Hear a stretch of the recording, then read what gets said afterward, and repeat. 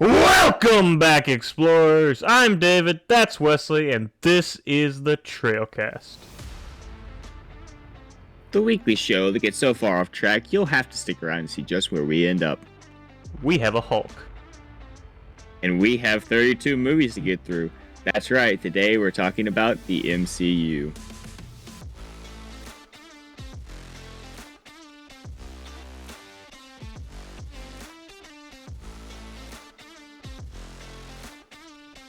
That was a very aggressive welcome back, but it works. Yes, I noticed that. I noticed. You see, the thing is, it cuts out. It cuts out. Luckily, on my end, it cuts out because all I hear is back explorers. That's all I hear. And you probably didn't even hear all that because mine quite cut out before you heard all the. But anyways. Anyway, so yes, Wesley, today we are talking about the world's most expensive TV show. I don't even have a clever comeback for that. I Scout's honor. Scout's honor. I just woke up from a nap and I am just not I'm not all here. I'm never actually all here, but I'm really not all here right now. Like my eyes are droopy. But that being said, yes. Fair enough. So yeah, today we're talking about the MCU, and then we'll jump right into Trailcast trivia, and then have a What's New with You afterwards. Now we're going to be doing something a little bit different today. We're actually, for the main body of the podcast, we're kind of introducing a new segment. I say new segment. We've had this idea to do this since we came up with the idea of segments on the podcast, which was like 6 months ago or more. But more, yeah. But so basically, today we're talking about, well, the MCU, but specifically the rise and fall of the MCU. And so as we're doing that, we're going to go through and rank each Marvel movie.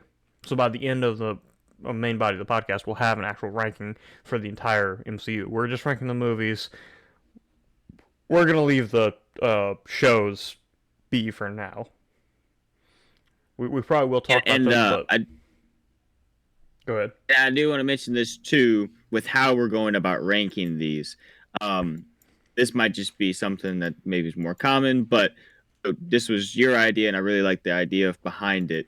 But we're basically going to be pitting. Sorry, I'm talking, and I don't need to be doing that. Anyways, we're going to be putting all the movies against each other, and like we're going to start out with Iron Man, and then we're going to go through the list, and like every movie is going to go against every movie to see if it's better or worse than it, and we'll constantly be dropping it down. So it's not like, we're just, I mean, that's kind of how you do a ranking anyways, but this is like not like a tier list or something. And this was David's idea. And honestly, there's not really a better way. It's like, to figure out what the best Marvel movie is, or top 5, top 10 Marvel movies are, and then what the worst are too. So my original thought when we were going through this was not listing them off like this and putting them against each other. This was David's idea, and I really do like this way, and I think it would be, at the end of the day, a good ranking. Now, this is our ranking, so you don't have to agree with this. But you can disagree with us very strongly. That's fine. Wesley, you and I have to agree on this. Yes, I have a feeling that at some point we're going to bring out rock, paper, scissors.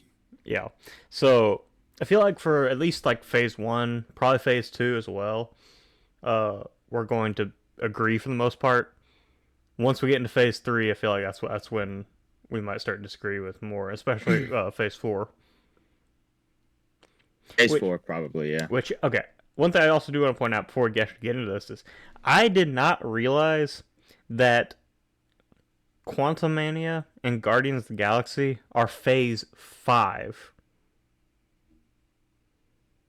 But yeah. I didn't it's not realize... something that I really thought about. I didn't realize they were already to phase 5. Whatever. Anyway. Yeah. So because technically, what was it? because you don't have the TV shows here, but I think WandaVision was the first to Phase 4, right? A TV show. And I think Phase 4 wrapped up on a TV show too. Yeah, I think it did because Phase 4 was mostly TV shows. Um, Well, the weird thing too, looking at this list, um, is like, okay, Phase 1 wrapped up with the Avengers. Now, I didn't realize that Phase 2 didn't wrap up with Age of Ultron. I didn't realize Ant-Man was in Phase 2. Also, it makes sense that Far From Home is in Phase 3, but like you'd have thought each one should end with the Avengers movie, which it usually felt like it did, but mhm. it didn't always. And then Phase 4 was just completely out of Well, whack because they're sticking so many TV shows in. also Phase 4 didn't have a team movie. There was no Mhm. Avengers movie Yeah, in Phase 4. there's no climax to it, so it was a little bit weird. Yeah. Anyway, Okay, so so let's start from, and we are going in order of release, not chronological order, and we'll be ranking it that way. So, of course, we're starting with Iron Man. So, the show that started it off, the movie that started it all. yep, Iron Man. It originally came out May 2nd, 2008. So, obviously, this is going in. This is going to be the number one spot right now. Is what that will change, but Iron Man's going number one right now, just because that's all we have. Um, what do you think about Iron Man, Wesley? Well, so obviously it started everything with this. It's a good movie. It's a simple. It's okay. Here's the thing. Most of Phase 1, it's been a while, and I would probably say it's pretty much the same for you. It's been a while since I've seen them, but I remember enough about it to brush up, or to talk about them. But it's a simple movie. It starts uh tropes that happen in all of the other Marvel movies. I mean, the one big thing is that there's the main villain is just a version of a bad version of the hero. They have the same identical powers. It happens a lot throughout the MCU. That happens in this one. But I feel like it's not a bad thing in this because of the fact that it's the first time it's done. And it's a simple story, doesn't try to do too much. And as a movie, even looking back on it, I think it still holds up pretty well.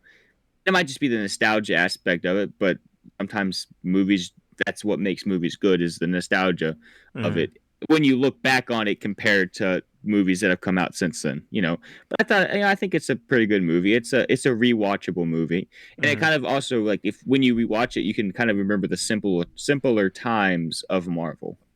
yeah, and I mean, you pretty much summed up everything I would say about it too. Like, one thing about Iron Man though is I don't know if it's necessarily the best of that trilogy, but I think the first one might be my favorite, and that might be just nostalgia, just because it's the first one. Mhm. Even though I watched the first and Iron Man 2 like for the first time, pretty close together.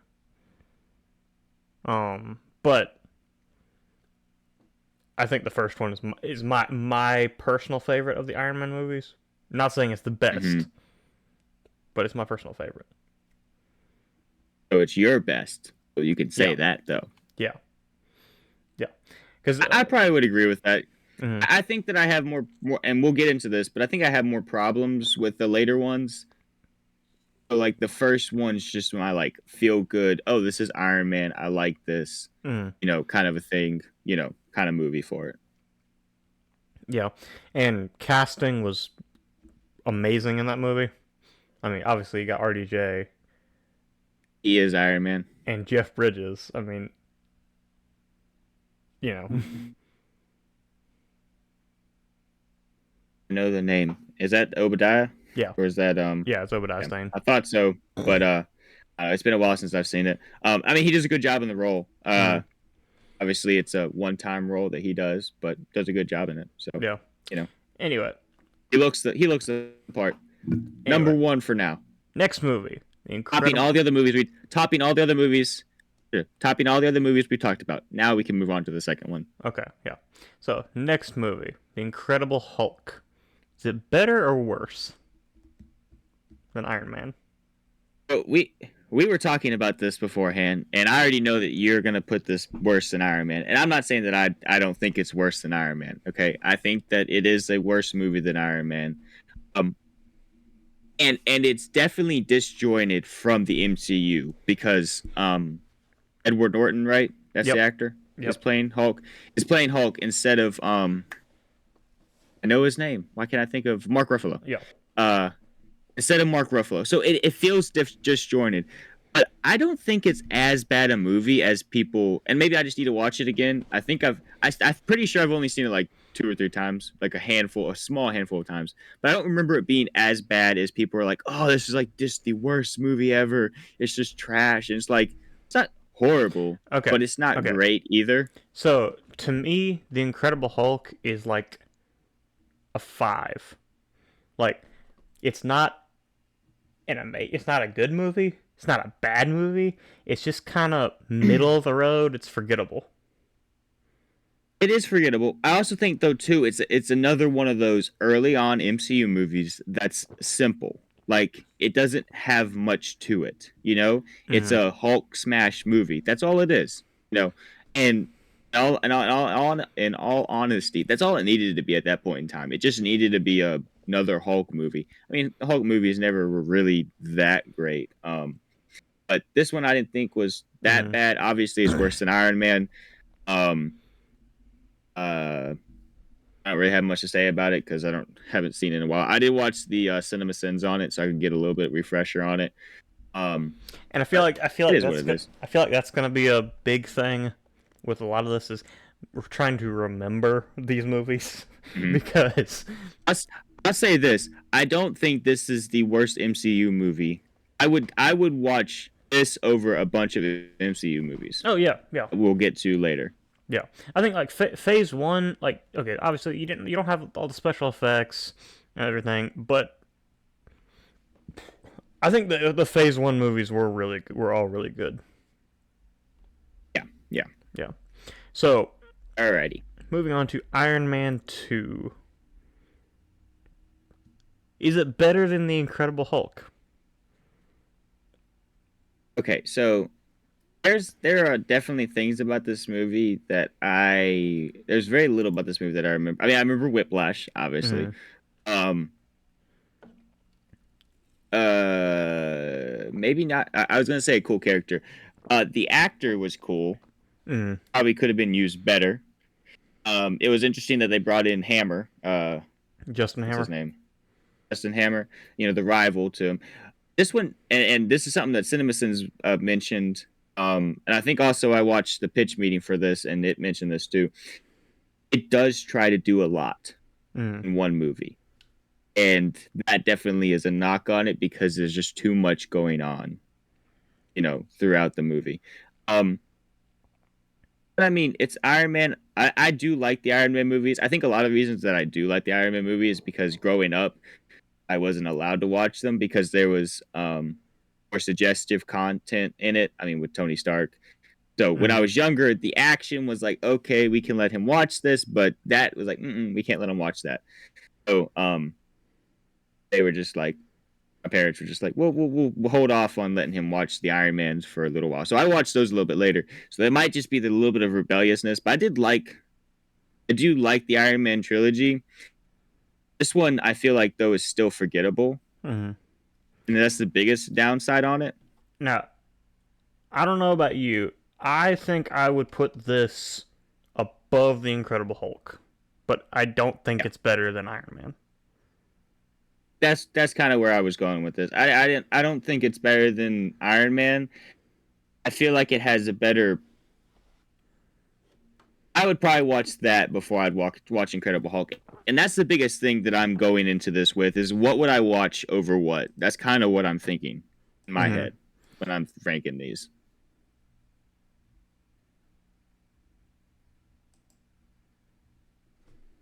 At least that's what I'm thinking now. Once we get to like the 3 hour movies, I'm not going to be thinking that because I don't want to sit down at any point in time and watch a 3 hour movie.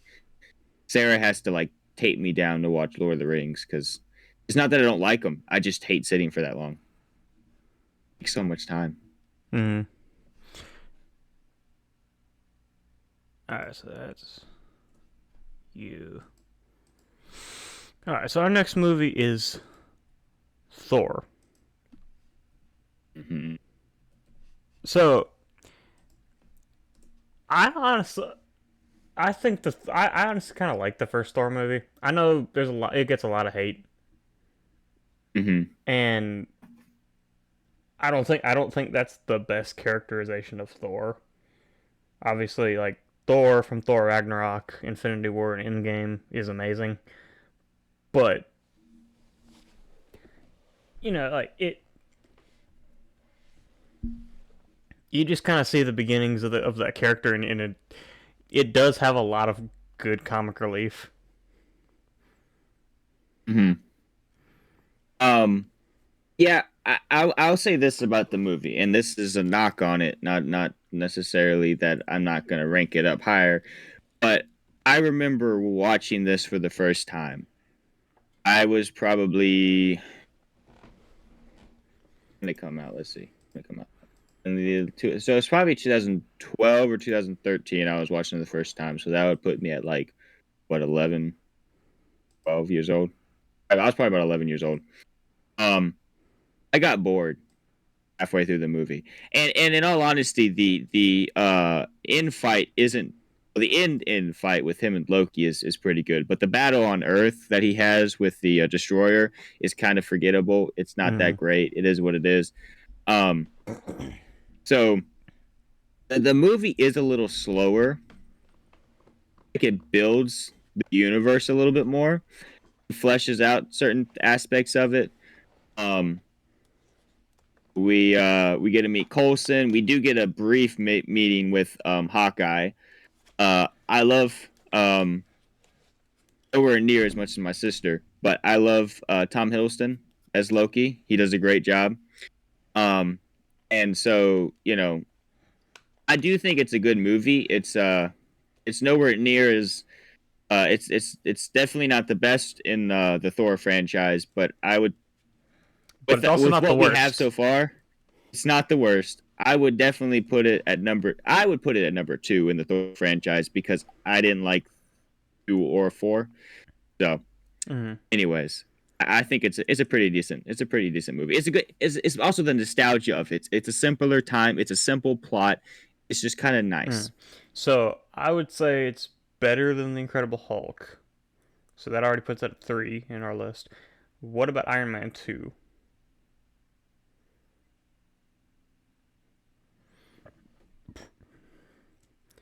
That's a good question. That's a good I question. I That's a good question that we have to answer. okay. I almost want to say it's better than Iron Man 2.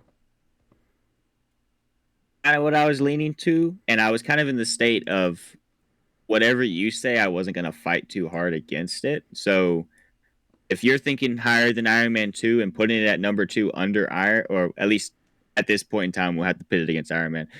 But if that's what you're thinking, I am totally on board with that Mm. because I don't have strong feelings about this. Yeah, I think Iron Man's better than it. So still think Iron Man is our number 1 for right now. But Mhm. I think it deserves our 2 spot. I'm on board with this. I'm okay with this. All right, so I can be agreeable at times. It's very rare. It's very rare. So don't get used to this. But I can be agreeable at times. at times, not all the time though. At times, hardly ever, honestly. All right, so now, Next, we have Captain America: The Fist Avenger. oh yeah, I did forget an R there. I saw it and I was like, I gotta get it out. Fist Avenger. Not the first Avenger. He's the Fist Avenger. Okay, Avenges fists. That's what it says. The fist. So he I've got avenges it. fists. I've got it in a Google Sheet spreadsheet. And I literally was just like copying everything off of Wikipedia for my dates in the order, and I did it relatively quickly, so there might be more typos further down. I don't know. Oh, Oh but well, I'll only make fun of you for it. It's okay. okay, yeah. Well, at least it's you making fun of me. Um, Yeah. but no, honestly, I think this is where the MCU starts to get like starts to pick up, what I know as the MCU. If that Mhm. makes sense. This is where I think the MCU starts to get kind of its a little bit of its heart, I guess, because to me, the Captain America trilogy is the best trilogy in the MCU. And so, Only one. That's the only one that I would put against it, and this isn't even an original one, but would be the Spider-Man. But that's because I love Spider-Man. mhm. Yeah, but and this one is so this movie is might be one of my favorite movies. I don't even know if I might even put this one in my top 5 MCU movies. I don't know, it depends. Well, I'm gonna go ahead and say I'm not as high on it as you are, but I feel like the Captain America trilogy is like what you were saying when we were talking about Star Wars. Um, and we mentioned this when we were talking about Return of the Jedi, how like we thought that that was the weaker of the trilogy, but like it's like weak is like is a bad term to use. I'm not saying that this is the weakest of the trilogy. I'm saying that they're all incredibly strong Mm, movies, and like it is hard to determine which one's the worst of the three because they're all so amazing. And they start off the trilogy strong with an amazing movie, in Captain America, the first Avenger. mm. And I don't know about you, and I don't feel like putting it up against every single movie we just had. I think that this goes at our number one spot. I Yeah, think I it's think better than all the movies we talked yeah, about. I think this automatically goes straight up the top because yeah, I don't think we even really need to discuss it, but I think it does automatically go all the way up to the number 1 spot. Seeing Chris Evans in other movies is a very different actor than the actor that he is, or than the character that he plays as Captain America. This was the first thing I had ever seen Chris Evans in before. So this is what I know Chris Evans to be. He does an amazing job in this role, and like you made this comment. You said it was this is where the MCU got its heart, and I Mm-hmm. feel like that's because Captain America is the heart of the MCU. Like yeah, the rest of the characters you need them, but humanity aspect of it all comes in with Captain America. And that this movie really just shows that you really latch on to the character of Steve Rogers, um, and you feel for him. It's a really good action movie. It has a lot of fun things to it. It's a little lighthearted, kind of like the Iron Man movies were. Um, it does everything really well, Mm, basically. yeah. So yeah, I think you summed that up really well. Although it's kind of stupid that he had to stay in the plane and guide it to the uh, ice instead of jumping out because he totally could have jumped out. But that's not our place to talk about. There's plenty of other YouTube channels that dive into that. Yeah, so that's one thing. Like it's a I guess a creative decision they didn't really think too much about, but they have to get him into the present day without, and that's just the way they decided to do it. Although that goes back to the comics, but I think they explained it better in the comics. I say there's better ways to explain it, but The you being know what? the being frozen I'm thing, glossing over it. you know. I'm glossing over it because it's a good movie and it has a few flaws like every other movie, but I'm okay with that. So it's number one on the list right now, and I think it tops all the other movies we've talked about. Yeah, yeah. Now, I have a feeling the next movie we talk about here, is also going to immediately just jump to the top. But the first Avengers movie. Yeah. Uh, well, in my opinion, it should jump back. It should jump up to the top. Uh, this is a really good movie, Mm-hmm. and obviously, it brings all of our heroes together. It does something that's never been done before at this point in time, or at least never done well. I don't think it had been done before at this point. But I mean, you know, They had what? They had what? One, two, three, four origin stories heroes, and Iron Man had two movies. So there's five movies here in total, and then we got our Avengers movie. Um, and this was the beginning of all this superhero craze and hype and all that stuff. Um, and Marvel just did an amazing job. They made an amazing movie. They took so we talked about how Iron Man 2 had a lot of plot threads that it was trying to deal with. Well, Avengers somewhat had the same thing, but it was more like they had to deal with a lot of characters in one plot thread. They do it really well. Like there's one main theme throughout. Loki is trying to take over, and they have to have all the Avengers to stop him. You know, Mm. and you already met the characters, so you already met them. You know how they act. Obviously, this is the first movie that to have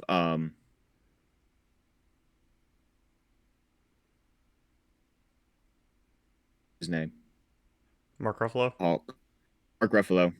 Have Mark Ruffalo as the Hulk. You still you don't know how his character is yet, but you also don't know that much about Black Widow or that much about Hawkeye. But they kind of, as much as you need to know, they flesh out the characters well enough. We only seen Coulson a little bit, but you somewhat feel for him when he dies, enough for it to be the whole driving force of the movie, kinda. So I don't know. They handle their plots well in this Mm. movie. Yeah. So yeah, again, like I said, I think this goes to our number one spot. Um, I agree with that. just because I do love the first Captain America movie, but this movie I think is a better movie. Hmm. Well, and also like I feel like we'll dive into this, but when we get to Avengers: Age of Ultron was not as great a movie, but a lot of times most of the team up movies are a little bit better just because they figured out a way to make those movies with a lot of characters, and it's just their quote unquote bigger movies, so they're kind of it kind of makes them better in your mind. You get what I'm saying? I don't know how I'm actually what I'm actually saying, but I feel like there's something to it. Mm, The team up movie, the team up movie. So I'll stop yeah, talking. yeah. I mean, I understand what you're saying with that. Yeah. I don't know why my thing is not working right, but whatever. It'll be easier to do it this way.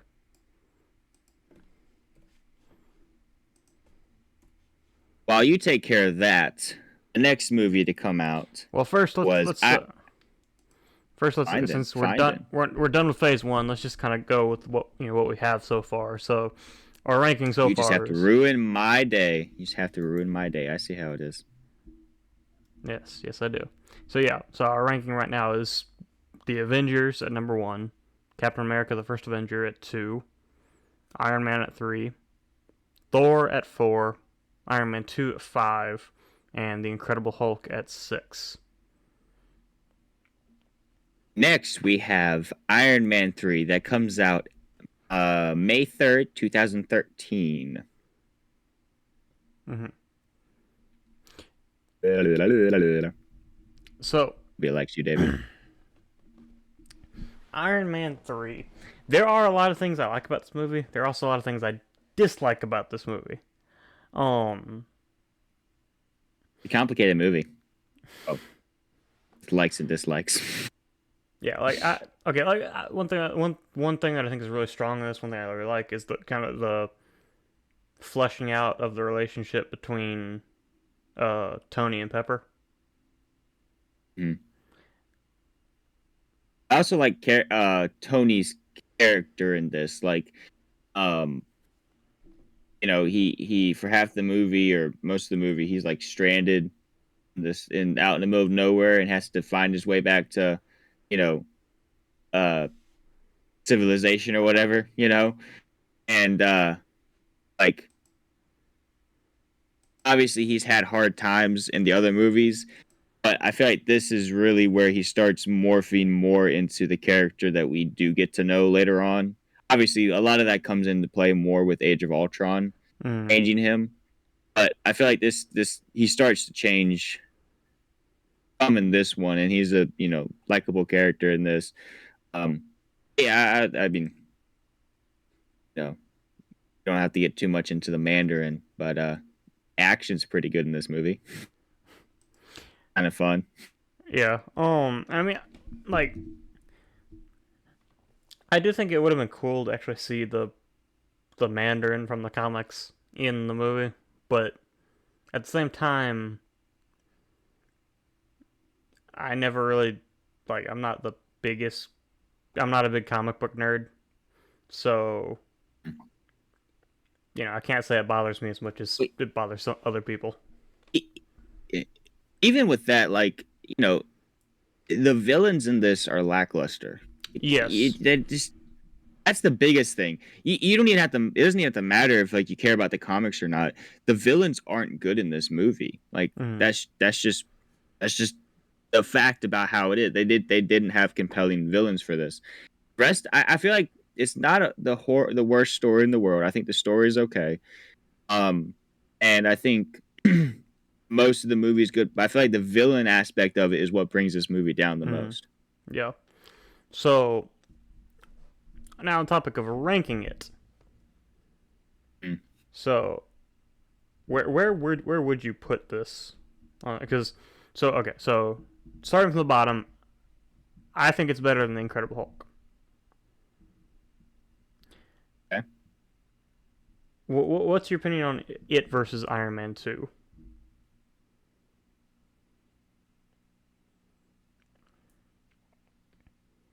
I think I remember it a little bit better and a little more fondly than I do Iron Man 2. Also, like, there are aspects that I do like about it that I can't really pull out of Iron Man 2.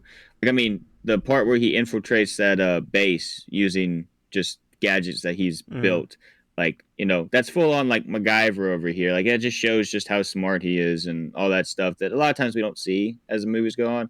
I like that. I mean, there's a lot of aspects that I like about it, so I'd probably rank it above Iron Man 2. mm. Yeah, I think I'd agree with that. What about Thor?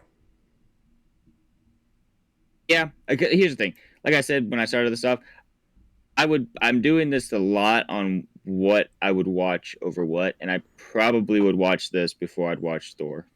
Yeah, and I don't think it's better than Iron Man though. I think the first Yeah, Iron Man's still better. I'd agree with that. And even if we did, here's the thing. So even if I disagree with you on that, it's not gonna get past 3, so there's no point in fighting with you. So I would agree though that I think that it's probably good at number 4 there, right above Mm, Thor. Um, so we can agree on that, and we'll be happy with it there. yep. So Iron Man 3 it goes at our number 4 spot.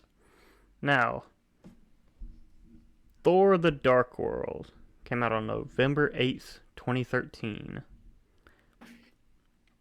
So one thing I do want to point out too is like I remember watching seeing one of Dan Povenmire's TikToks. I know this might seem random, but I remember seeing Hmm. one of his TikToks where he was talking about this movie, and he said he's like, now I know I've seen it, but I cannot remember what it's about, what happens in it, and that just kind of sums it because like it is a very forgettable movie. It is. Um, I don't regularly remember stuff about this movie. There are aspects about it that are not bad, maybe kind of good too. Aspects of it. This one also. Here's the thing. Let's be honest here, and this is gonna be something I'm gonna keep mentioning. But like we mentioned with Iron Man 3, Lord of the Dark World has a horribly written villain. Mm. Villain is so bad. And they could have done so What a much, waste of Christopher Eccleston. and they could Waste have of him. And they could have done so much more with Malekith.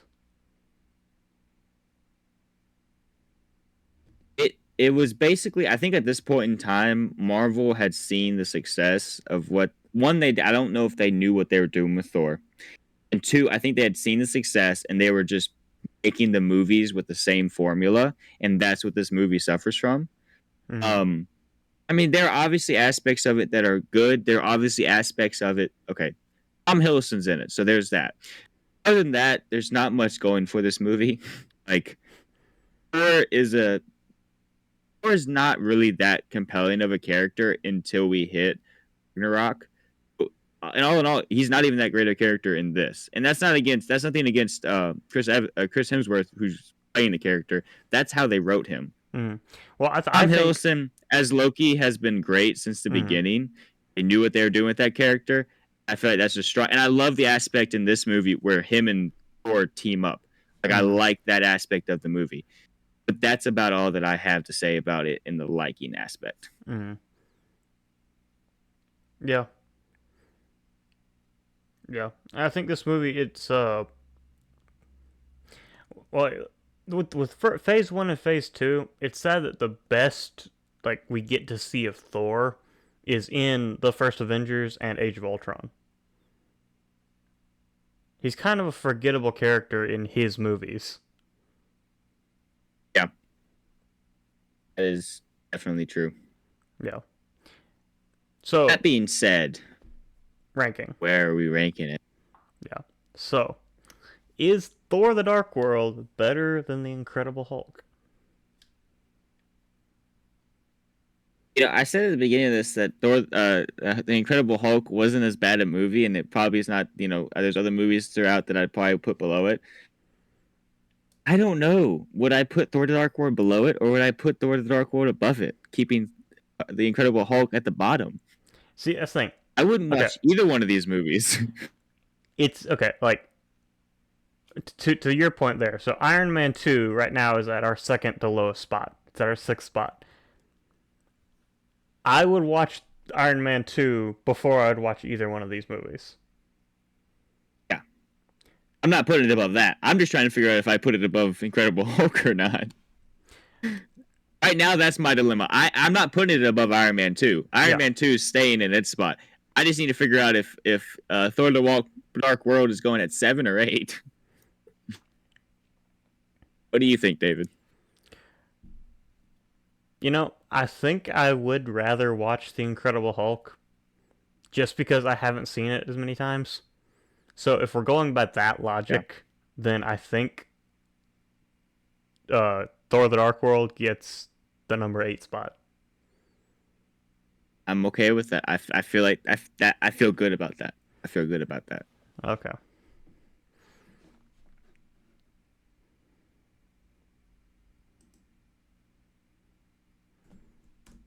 So Thor: The Dark World gets our number 8 spot. Now we get another one that I feel like is going to jump to maybe not the top spot, but one of the top spots. We'll have to discuss that. But Captain America: The Winter Soldier, the first movie directed by the Russo brothers, and arguably the one of the best in Phase Two, maybe the best. Um, what are your thoughts on it, David? Tell me a little bit more about what you think of the movie. I mean the characterization, like the characterization and character growth of Steve is really good in this movie. You get to see kind of his he is the kind of the lost soldier in this, and seeing this person from his past, Bucky kind of like you know and it goes into a lot of that relationship between Bucky and Steve, of like how that which we do see in the first Avenger, but goes that has more into that even, well, to Steve it hasn't really been all those years, but even after all those years, he still is, you know that's my best friend. I'm gonna he's not what everyone thinks he is. Mm. The I know him better than you Yeah, do kind of a thing. yeah. I agree. I'd agree with that. Like, here's the thing: this movie is really good for a lot of reasons, and I feel like there are reasons that are kind of hard to touch on. Like, just watching it, you enjoy watching it. Like, it's an intriguing story. Okay, the characters are likable. Mm. I mean, here's the thing: up until this point, up and through most of these movies that we're going to go through, Black Widow hasn't had her own movie. She got her first movie, and let's see, where's it at? Right here. It is. 2021. Where's it at? I'm trying to find it still. There it Beginning is, of Black Phase Widow, 4. 2021. She didn't get her movie till 20. Yeah, I saw there. So she didn't get her movie till 2021. So at this point in time, she hasn't had her own movie. She's had to flesh out her character through the Avengers movies and Iron Man up until or Iron Man 2 up Yeah, until this Iron Man point. 2. So this movie, I think, fleshes her out some of the best. She's the second main character in this movie beside Captain America. I think it starts to show their bond a little bit more. It really starts setting things up for later on down the road that are really cool. And watching this movie, you're like, oh, that's cool. I see how this is going down the road. Specifically, even some going to Civil War in a lot of different ways and seeing all the characters there. It's just an all round good movie. It's a little bit different than what we've seen Mm. from the solo movies up until this point. Now, is it an Avenger level threat? Yes, probably. But you know what? We have Falcon, so you don't need the Avengers. Mm. And like I said, what I said, like the Captain America, the first Avengers, when the MCU kind of found its heart. This kind of steps up into that too, because like from this point on, like probably to the end of Phase 3, like these are the like MCU movies that I remember the most that I really like. Mm. So These movies ramp up the expectations. They ramp up the just everything when you get to these movies, like it's another degree after the Captain America movies mm, usually. yeah. With that all that being said, David, tell me why you don't want to rank it number one, because that's where I would put it. So what are your thoughts? Well, I didn't say number one because I didn't know if you wanted to rank it anywhere else, but yeah, I would agree with that. Number one. It's better than the Avengers. The Avengers is a good movie. This is better. Yeah. I would watch this before I'd watch that. Yeah. So that is taking our number one spot. Now, do you have any more to say about Winter Soldier? Nope. Great movie. I will say this, that is the introduction, not the introduction, but the introduction of the modern Bucky Barnes that we know throughout the rest of the throughout the rest of the MCU. And it's kind of sad that it didn't do better with Falcon and the Winter Soldier. But I was really looking forward to that because I like the character of Falcon, I like the character of Bucky, and a lot of it comes from this movie and then proceeding with Civil War. But um, you know, those are cool characters, and it all starts with this movie. So I like them, and I'm sad that they didn't do as well with them as I would have hoped throughout the rest of the MCU. Yeah. So now this next movie might take our number two spot, but I'm definitely agreeing with that. But let's talk about it. yeah, Guardians of the Galaxy came out August 1st, 2014. This movie. Can I? Okay, go ahead. You. I was, what, you want to say? I was going to say just very briefly. I'll let you get to your thing. So far, though, David, and I know we're going to disagree as time goes on because we have talked about some of the different movies more recently, and we disagree a little bit on them. But so far, we've been like, I was thinking beforehand, I was like, yeah, Guardians of the Galaxy is number 2 on this list. And you were like, this is probably going to take our number 2 spot. We're on the same wavelength here. I'm liking this. Yeah. But go ahead and say what you're going to say. I'll let you. So, Guardians of the Galaxy, this movie shaped the modern, like, space epic. Like, this movie, like how colorful and stuff space is, all the, different, like, the comedic aspects of stuff, it shaped what the modern sci-fi looks like. Like, there's a lot of movies that have nothing to do with superheroes or anything that are just space movies that draw a lot of inspiration from this. And it's because it was so successful, and obviously casting is amazing. Like Chris Pratt is an amazing Star Lord, and just the cast around him just makes this movie hilarious and awesome to watch. I could probably rewatch this movie. To me, this movie, the Guardians of the Galaxy, might be one of the most rewatchable Marvel movies. It's got that comedic side to it that Mm. makes it just so enjoyable to watch. And then it's also like it also has a pretty intriguing plot. It has very like they do a lot with such a little bit of time when it comes to the characters. Like the characters are so And fleshed out in this first movie alone.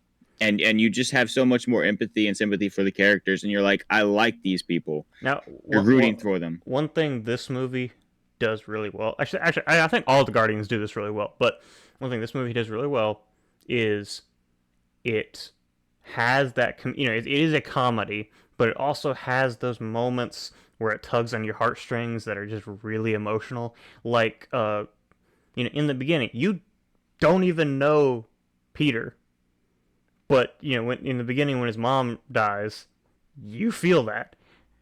At the end of the movie, when Groot dies, you feel that. It does a really good job of balancing that emotion with the comic relief.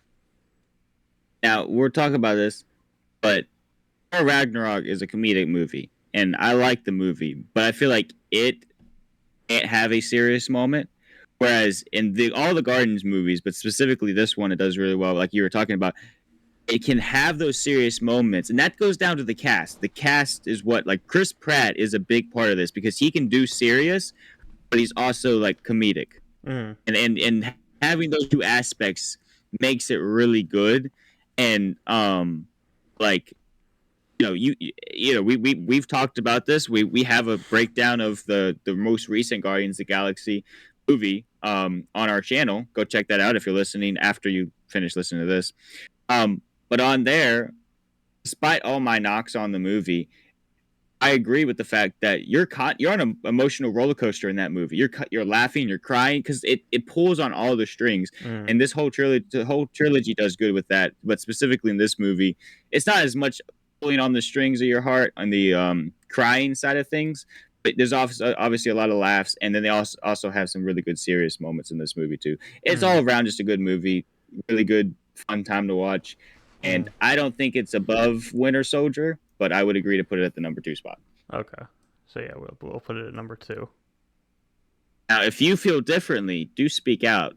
I'll shoot you down with a real gun, but through the screen. Through the screen. I'll shoot the screen. I don't think you want to break your camera like that, but okay. So now we've got Avengers: Age of Ultron, May 1st, 2015. 2015. That was 8 years ago.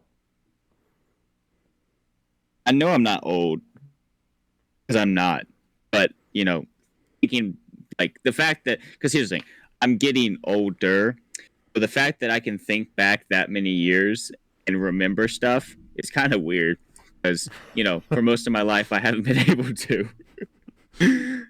But that's just getting old, I guess. Getting older. I mean, I'm not old, but getting old. Okay, so Aging. right off the bat, I think this movie is, again, it kind of goes back to like what we were talking about. Saying it's the weakest of something, even though it's not really a bad movie, but it's the weakest of the Avengers movies, in my opinion. Yeah, hands down, I'd agree with that. I did enjoy watching it in the theater. In fact, I've seen this movie like twice in the theater. I think so. Anyway, I really enjoyed watching this movie in the theater, and I've enjoyed watching it since then. It's just kind of just kind of underwhelming, I guess. It's kind of weird too when you because it is underwhelming, but it's like why is it underwhelming? I mean the villain's not bad. He's not good either. Mm. He's a more intriguing villain than we've had so far, but also I think this is the real problem with it. He's a AI. He's an intelligent computer who Mm. can think for himself. And what does he want to do? He wants to recreate the meteor that destroyed the dinosaurs instead of like launching nukes or taking over Iron Man suits or taking all of Shield's stuff. Shield's been shut down by this point, but they're still somewhere. So And there's so many other things he could do besides pick up a city and drop it. and That's Ultron what he in the decides to do. and Ultron in the comics is just a powerhouse. Like it, Ultron in the I comics, think there is almost no defeating Ultron. Like, I think there's a reason why in the What If TV show that the Ultron part of it is like one of the better, but not necessarily the best, but it's a really good episode and arc in that show mm, because it's more realistic that they don't beat him. I think that's the thing that they went into it. They're like, "Ooh, let's make Ultron," and then they're like, "Well, how do we beat him?" Well, we had to mhm. figure that out Well, somehow. We can't also like lose. because like in the They had comics to too, They had to numb him. like if they destroy all of Ultron's bodies, Ultron has already uploaded himself to the internet and is on the other side of the planet by now, and you're not going to catch up with him. So, Mm, yeah. just that is kind of unrealistic. And I remember that's one of the things that like in WandaVision when they first introduced the White Vision character, a lot of people were speculating that you might be using the Ultron AI, which would have actually been more interesting than what happened. But Mm. that's the side point. All in all, like, here's the thing. It was a pretty good movie, rewatchable, yes. And the downfall is they wanted to make a movie with a villain that was too powerful, and they didn't have they had to make him less powerful, so it was understandable that they beat him. Mm-hmm. So, Think about it. You had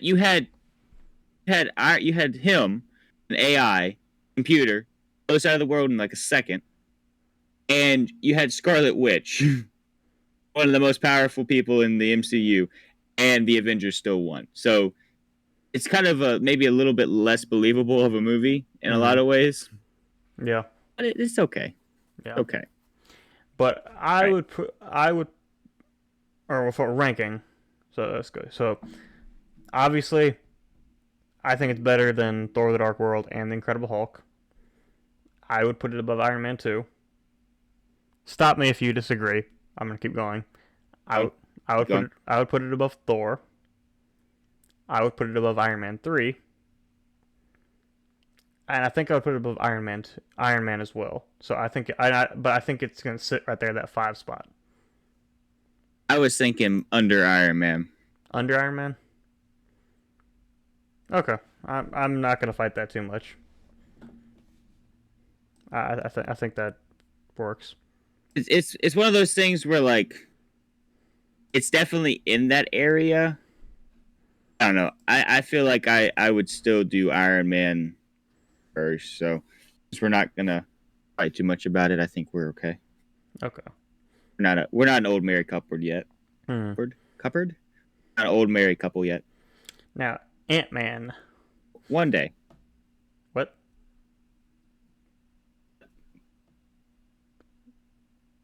Don't question it, David. Anyways. No, I'm just saying we're gonna fight like an old married couple one day. Oh. Okay. Well, I don't think you know what you're saying. But okay. Oh, I don't. I'm half asleep. Okay. Yeah, that's what I'm saying. Anyways, So Ant-Man.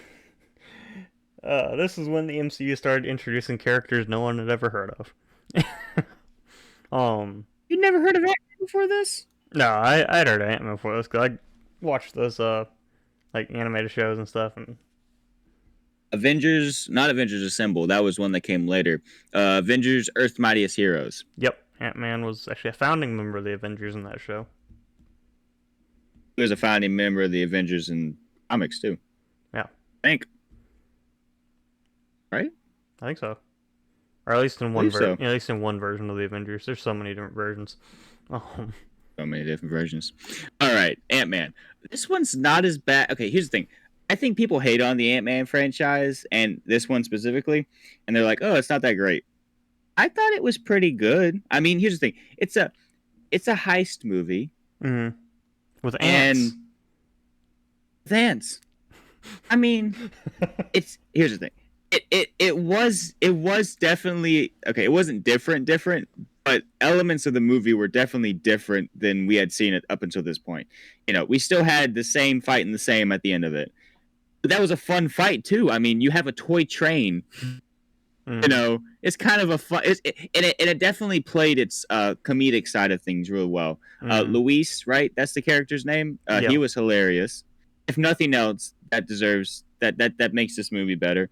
But I definitely think it's a better movie than people give it credit for. And I mean, I like Bobby Newport, so I support Bobby Newport. For all my community lovers out there, I mean, Parks and Rec. what I say? He's a community. Oh, you love Community? Good. But Bobby honestly, Newport supports this message. I have like a lot of times I don't even really think about the fact that both of those characters are Paul Rudd, but it makes Yeah. sense. Yeah. It does. It does. Like it's like our Uncle Paul. He made the comment one time, and I every time I think about Chris Pratt now, I think about this. But every character Chris Pratt plays after you watch Parks and Rec is just Andy Dwyer playing a character. Yes. I think Paul Great Rudd. way to look at everything. I think Paul Rudd also fits that role. Is he Bobby Newport playing a character, or is he some other character playing a character? Whatever the way you want to look at it. Whatever way I want to look at it. I don't know. Bobby Newport didn't seem like the kind of guy to, kick down doors and. I don't know. Scott Lang cop. definitely isn't as dingy as Bobby Newport is, but No. But anyway, so where are we gonna rank this? How do you feel about it compared to Thor: The Dark World? Better. Better, yeah. Better. Incredible Hulk. Better. Iron Man 2. Better. I think better. Thor. Better. Better. Yep. Iron Man 3. I think better. Yeah. Now here's where we might disagree. Age of Ultron. I think better. Okay. Yeah, I'd go with that. I'm not sure how I feel after that. How do you feel about it over the Iron Man? So here's the thing. Just because it's more of a comedy, I like those kind of movies more. So I feel like I would probably be more inclined to put it above Iron Man. Mm-hmm. But I won't fight you if you say Iron Man. You think Iron Man's better? Oh no, I wasn't. I didn't really have much of a stance. I was just curious to see what you thought. But you also. I don't think me bumping the mic matters, but I bumped the mic. Anyways, we are doing it, I guess, in a line of what would we watch. I would watch Ant-Man over Iron Man, and I think that's where it sits. Yeah, because it's not better than Captain America. Yeah. All right, so that is Phase 2 done. Wow. So we are chugging right along. Yeah, very slowly. All right, so we might need to do a lightning round to get through this. Choo choo. So our current ranking is our number 1 spot is Captain America: The Winter Soldier, followed by Guardians of the Galaxy and the Avengers, then Captain America: The First Avenger, Ant-Man, Iron Man, Avengers: Age of Ultron, Iron Man 3, Thor, Iron Man 2, The Incredible Hulk, and in dead last is Thor: The Dark World. Not really to anyone's surprise. So David, answer me this, David. How long have we been recording? You don't want to know. We just rolled over an hour. You've been recording Rolled over an hour. I do have to say this. Uh, I live a very boring life, so I don't really have anything to say in what's new with you. If we want to keep chugging along and then just do a trivia segment and then be done, I think I'd be Yeah, okay with yeah. that. I was thinking we already need to cut out what's new with you this episode, so Yeah. we'll play it For by anyone ear. If we're interested, nothing. if we're already over like 2 hours by the time we're done with Trailcast trivia, we'll just cut it there. Okay, sounds good. All right. Next up for Phase 3, the start of Phase 3, we have Captain America Civil War in 2016, the year that everyone was against everyone. Mm-hmm. So I think we'll talk about it before we actually give our ranking, but I think this one is gonna go to the top. But We have. Okay. but Go ahead. this movie is one of the best MCU movies.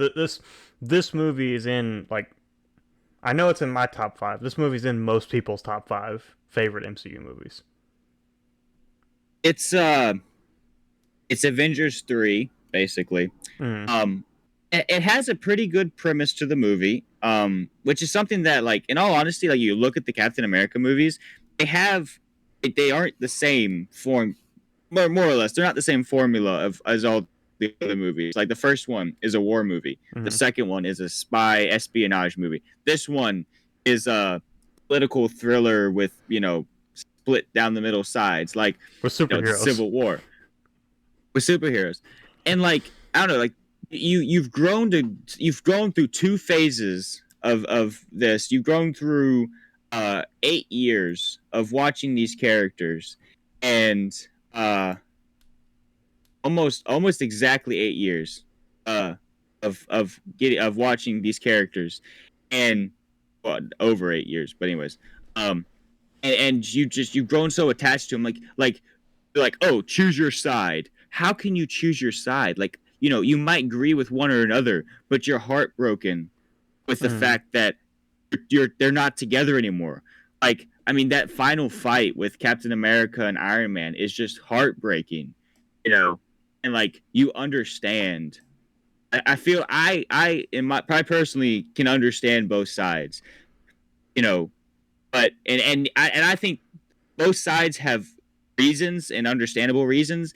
I think neither side does it the right way, Mm. which is so powerful when you're watching the movie, because it's like you can understand both sides because you can understand why the other side is doing it wrong And too, you know? yeah, and now one thing with this movie too that now it's not really about this movie specifically, but more just as the MCU after the MCU as a whole. But this movie is the first movie that like actually has like lasting consequences. Like it's like Brody can't walk. but it's still being referenced like way down the line the Marvel movies. Like you get like Ant-Man and the Wasp, like Scott's on house arrest because of this. Mm. Yeah. Um, One of the longest lasting ones. I mean, obviously, like, in this movie they reference the other Avenger movie, but like, it's still it has more lasting effects mm-hmm. and repercussions from this. And like come like when Infinity War comes around, like they still kind of like there's not really Oh, chippy. there's not really any more animosity, but there's still this like neither Cap or Iron Man are really sure about like Iron like Tony won't call Steve at the beginning of Iron Yeah. Man. It's friends that have had a falling out, and they show that very well in the later movies. Yeah. So to not delegate too much, not talk too much about this delay. That was what I was looking for. Maybe not. Deliberate. Yeah, whatever. Words, English. It's So hard. English is hard. how do you feel about putting this at number 1? When you first said that, I was like, I really like Winter Soldier. But there's so many aspects about this movie that are good. I think it needs to go to number one. Mm-hmm. Like, I don't. Okay, here's what I say. I think it deserves the number one spot, but I don't know if I like it better than Winter Soldier. I think it's a better movie, Yeah, but I think personally, like a movie that I would want to watch more would be Winter Soldier. But I can't deny that Civil War is a better movie. and it has Spider-Man in it. So what you gonna do there? Exactly. It has Captain I'm gonna America be a little and bit Spider Man. biased. I'm gonna be a little bit biased over Spider-Man. Not gonna lie. Okay, good to know. Well, we're coming up on that Uh, in a second here, but yeah. we get Doctor Strange. our introduction to the mystical side of the MCU. Wow, he is a douchebag. I mean, look at Tony. Cumberbatch is an amazing. I mean, look at What? Tony Stark, but No, he is a douchebag compared to Tony Stark. He makes Tony Stark look like a schoolgirl. Anyways, so I mean, Benedict Cumberbatch is an amazing actor. I've liked him in everything I've seen him in. Never had a role that I'm like, man, I just hate that character. I hate the way he's portrayed. So he does a really good job in this movie. Strange is a really cool character. Obviously, this shows us the mystical side of the universe, which is cool. mm-hmm. And it's branching out. Like this is something we hadn't seen up until this point, you know. So obviously, it's a really good movie. It's a different kind of movie, more or less, than what we had seen. And different skin. And talking about Benedict Cumberbatch, we get to see Benedict Cumberbatch play the lead role and the lead villain. So He does Dormammu, right? Yep, he does the mocap and voice for Dormammu. Yeah, I thought I remembered that. So that being said, let's see. Where would you put this? I feel like a good starting point for this movie would be, here. Would you put it above Age of Ultron? Yes. Okay. I was gonna start with Iron Man or Ant-Man, but I was like, I probably should bump down to Age of Ultron just to see. Mm-hmm. Would you put it above Iron Man? Yes. Ant-Man. Yes. I think it's that sixth spot. You think it's that 6? You wouldn't put it above Captain America? Correct. I think it's that sixth spot. Do you agree? I'm not going to disagree with that. I'm okay with that. I think that's a good spot for it. All right. So, just outside of the top 5, but when you've got a bunch of really good movies, that's not that bad. Yeah, it's kind of hard. All right, moving on to Guardians of the Galaxy Volume 2. So, definitely of the trilogy, the weakest. But it's still a really fun movie. Yeah. I think it's... And one thing we forgot to mention with the first one, it's true for the first one and this one, but amazing soundtrack. Mm-hmm. Yes. Comic relief is really good.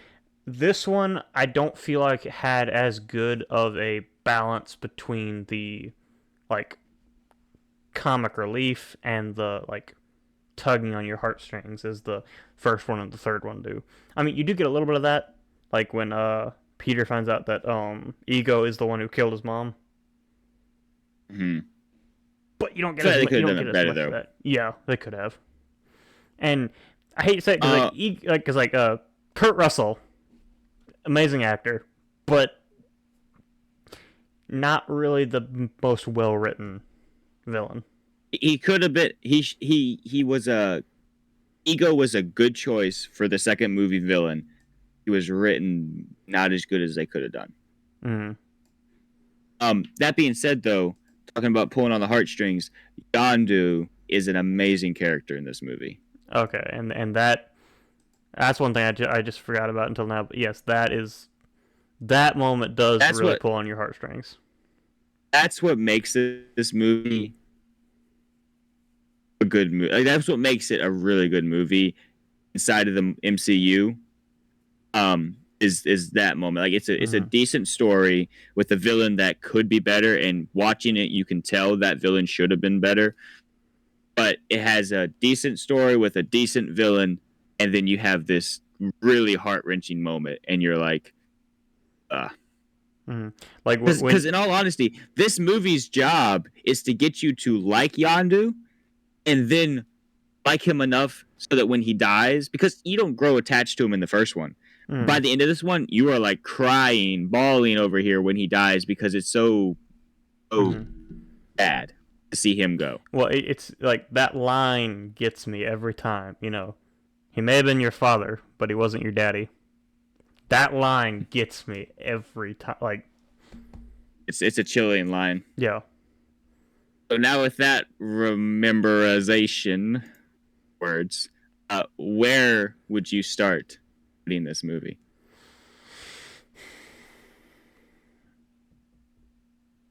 I feel like I don't know. I feel like we should start with Age of Ultron again.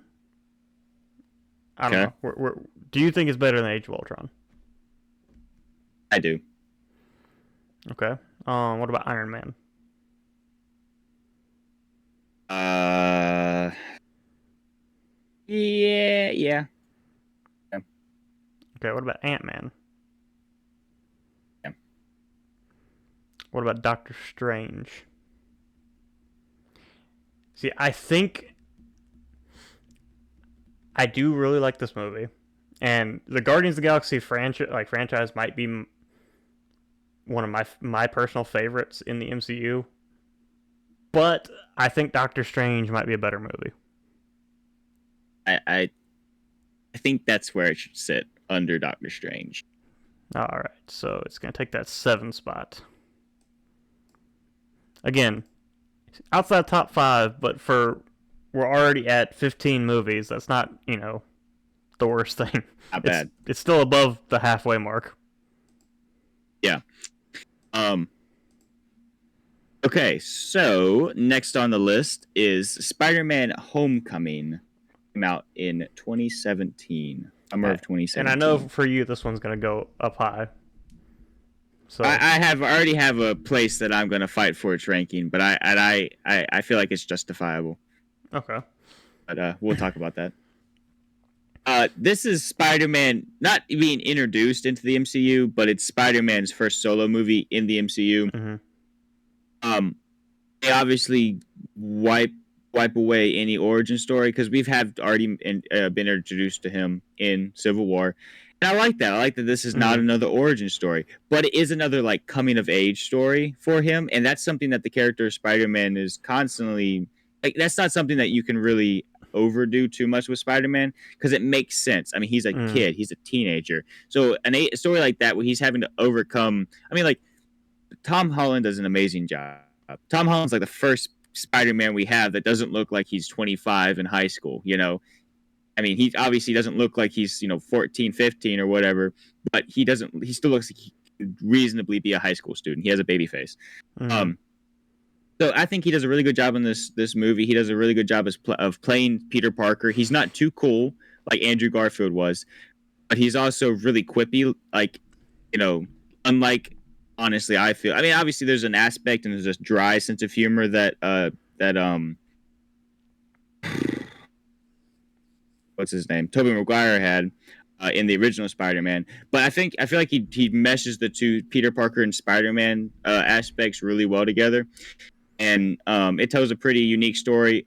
Adrian Toomes, Culture, correct? That's his name. Mm-hmm. Is a really compelling villain. I love Michael Keaton. He's an amazing Yeah. actor, and I think he does a great job in this movie. All that combining together, I feel like this is a really solid movie and a really good start for Spider-Man in the Mm-hmm. MCU. I think this might be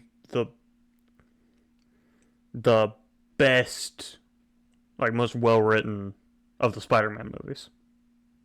Mm-hmm.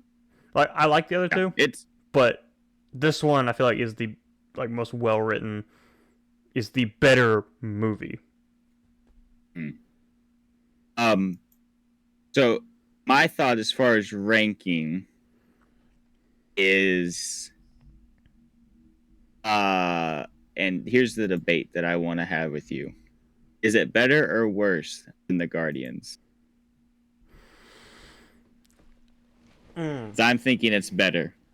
See, that's where I would disagree with you because I, I think that four spot is a good place for it. But Guardians to me, like I love that movie so much. So But that's the thing though, is like we talking about there. Think okay, movie wise though.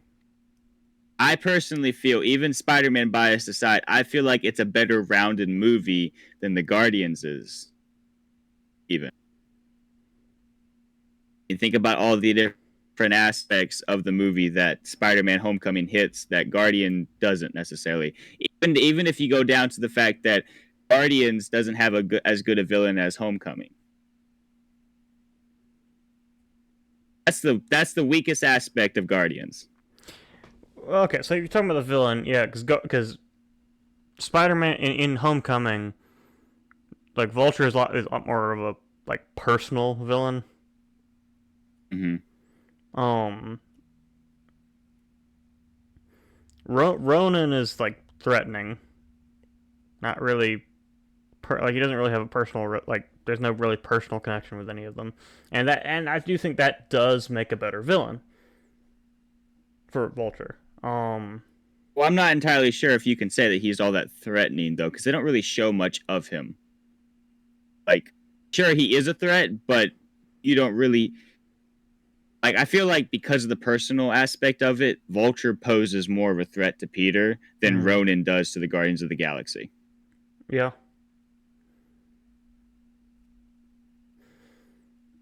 At the rock paper scissors for this, am I not convincing enough?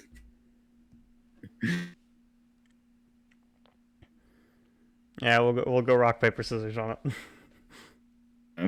Okay. Well, I guess we all know where we personally put it. But this is for Spider-Man beating the 3 or 4 spot. Just ready? Yep. One, Two. to do this in sync. 1, 2, 3. Yep, you got it. All right. So All right. I strongly disagree, but Spider-Man Homecoming will be put under Guardians of the Galaxy in our official ranking. still top five. It's not. Yeah, but I definitely feel like within this list it should be top 3, but I'm not convincing enough apparently, and I'm bad at rock paper scissors shoot. So No. All right. So Thor Ragnarok.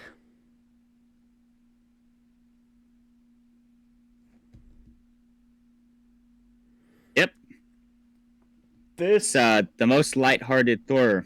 Well, not the most lighthearted Thor movie, uh, but it's a much more lighthearted Thor movie than we have gotten up until this point. this is one of the. This is probably one of the best MCU movies. I think most people would agree. Would agree with it being one of the best MCU movies. Definitely the best Thor movie. Um, Mm-hmm. it's okay. So it has a different like type of comic relief than Guardians. It's much more slapstick, Yeah. but it works with Thor, and they didn't go overboard with it like they did in Love and Thunder. Yes. This one definitely fleshed out Thor. I feel like in a better way, and in all honesty, like a lot of Thor's character after Ragnarok makes more sense. Some of it even in up until in Ragnarok makes sense, like the flip of the character, but specifically afterwards, like kind of how he just is unhinged after fact. But they definitely dive into the character a lot more. They maybe not flesh him out, but they make him a more intriguing character in this because you actually like to watch him because he's kind of funny and he's maybe a little bit too stupid, but he is also kind of funny. So Mm, you know yeah, he's an and interesting character. yeah, I like the characterization of Thor in this. You know, they're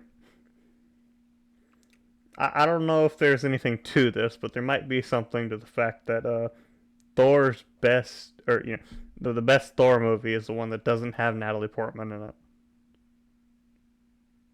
I don't care for her in the Thor movies.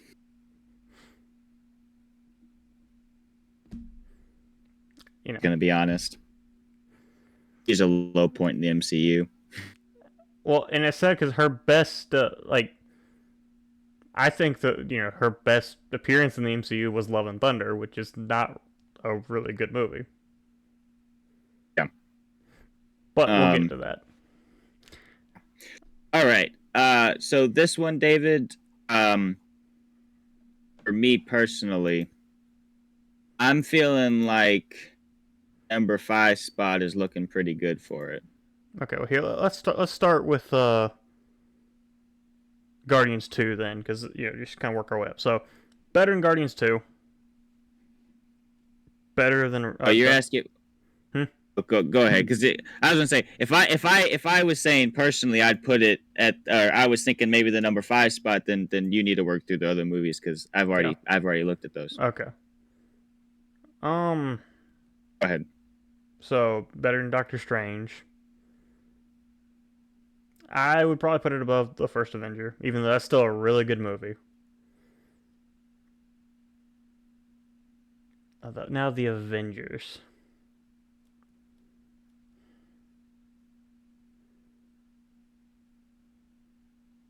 Nostalgia aside, it might take the edge here. That's kind of what I was thinking. Is I think that it is a little bit better of a movie than Avengers. Mm-hmm. And it going above the Avengers does not mean that the Avengers is a bad movie. No, it's still. Yeah, I would agree with that, taking the number 5 spot. I hate to see the Avengers leave the top 5, but I think it does take that number 5 spot. It needed to do that. Right below Guardians, I mean, Spider-Man: Homecoming.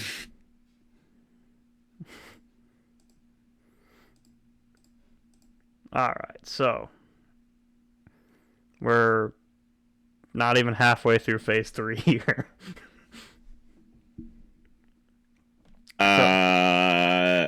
Okay. So we need to shorten our breakdowns of each movie and just start ranking them. Maybe. Are we gonna go to 3 hours with this podcast?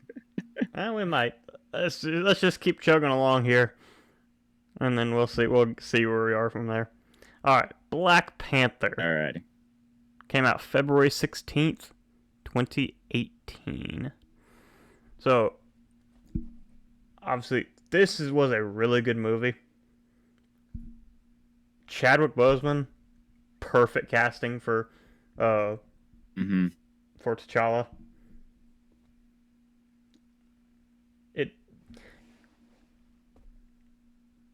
I think they did a really good job, because I also really like the even though it goes back to that just overdone superhero movie trope of the villain is the exact same as the hero. But yeah. I think Killmonger was a really good villain.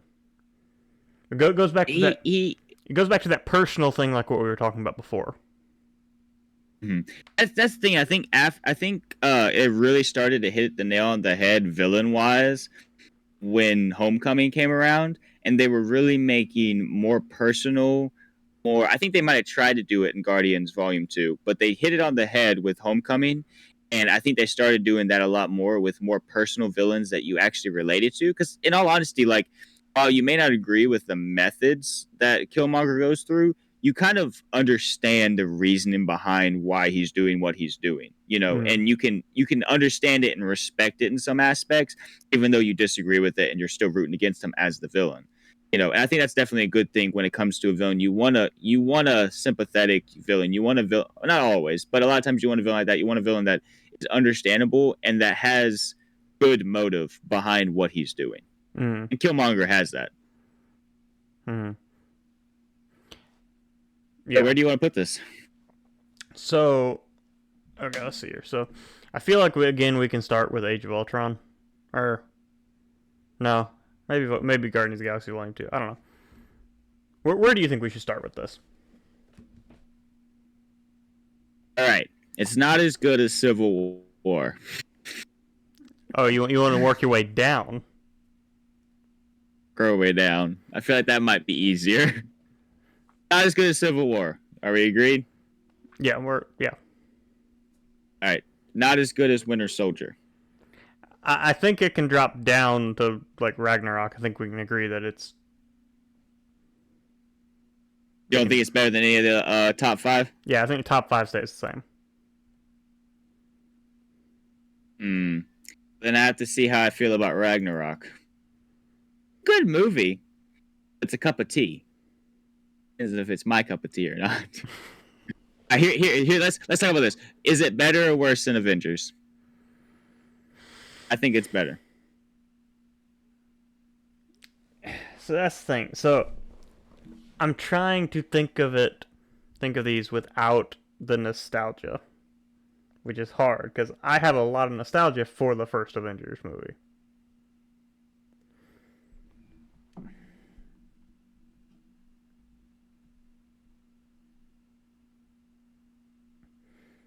You gotta think about it as an okay. overall movie. Okay, so it's obviously better than Doctor Strange.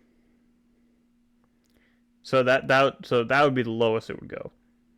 The first Captain America: The First Avenger, really good movie, lots of nostalgia. Same thing for the Avengers. But okay, thinking about objectively,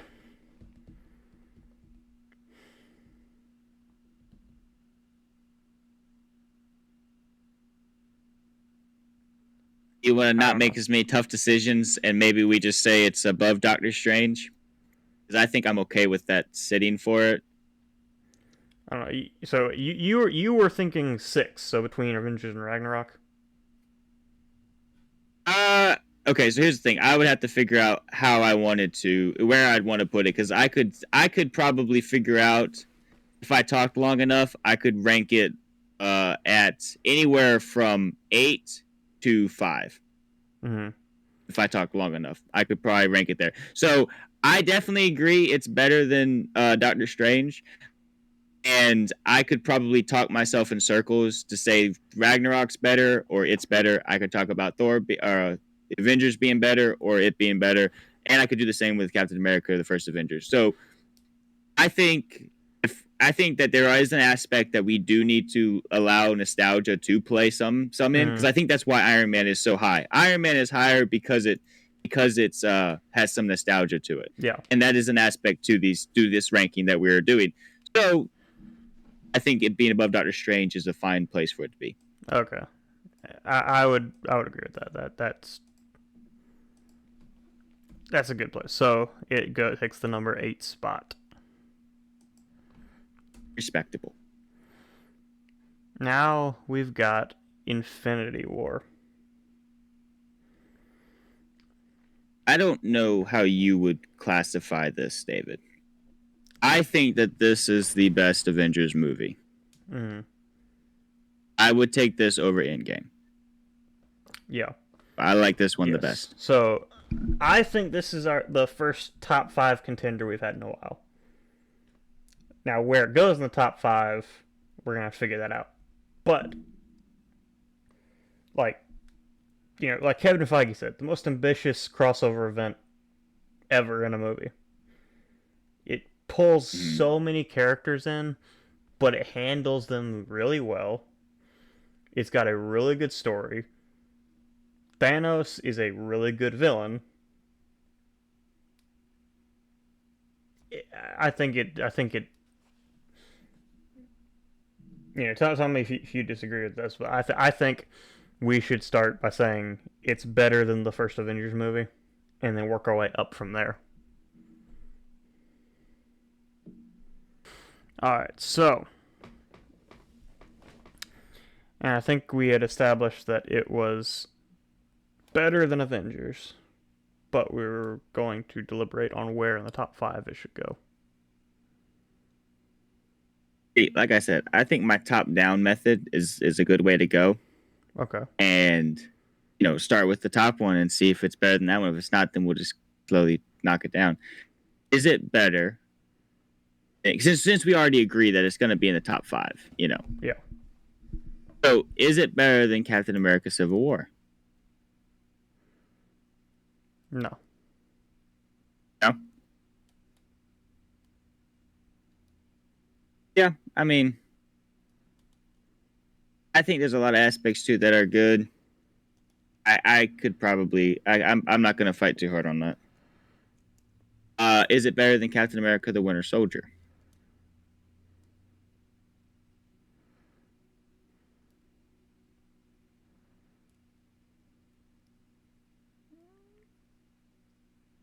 I'm not sure. What's your opinion on this? I think I'm going to put it below The Winter Soldier too. Below the Winter Soldier. Okay. And I think that's where it should sit. So you think it should take that number 3 spot from Guardians? I think so. Personally. Okay, I would agree with that.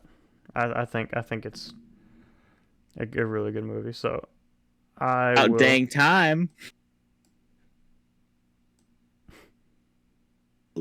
Agreeing with me. All right, so we'll put it at number 3, and then our next movie is what is our next movie? Ant-Man and the Wasp. Okay, so very forgettable movie.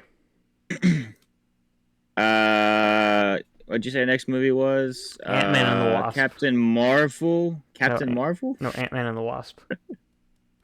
What's that? Exactly. So yeah, no, I agree. Here's the thing. Again, I like Scott Lang. I like Bobby Newport. I like Paul Rudd. But yeah, there's nothing to this movie.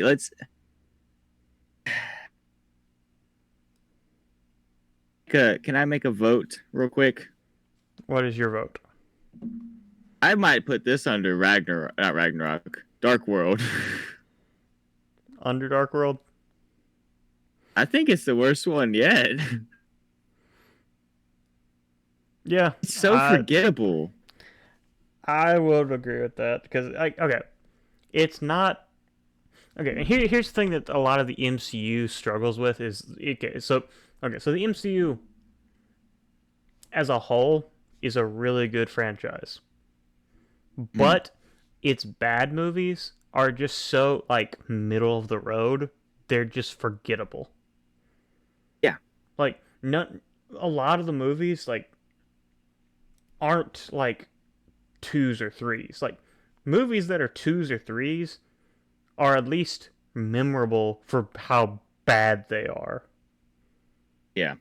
A lot of the bad Marvel movies are just like so middle of the road. They're just meh.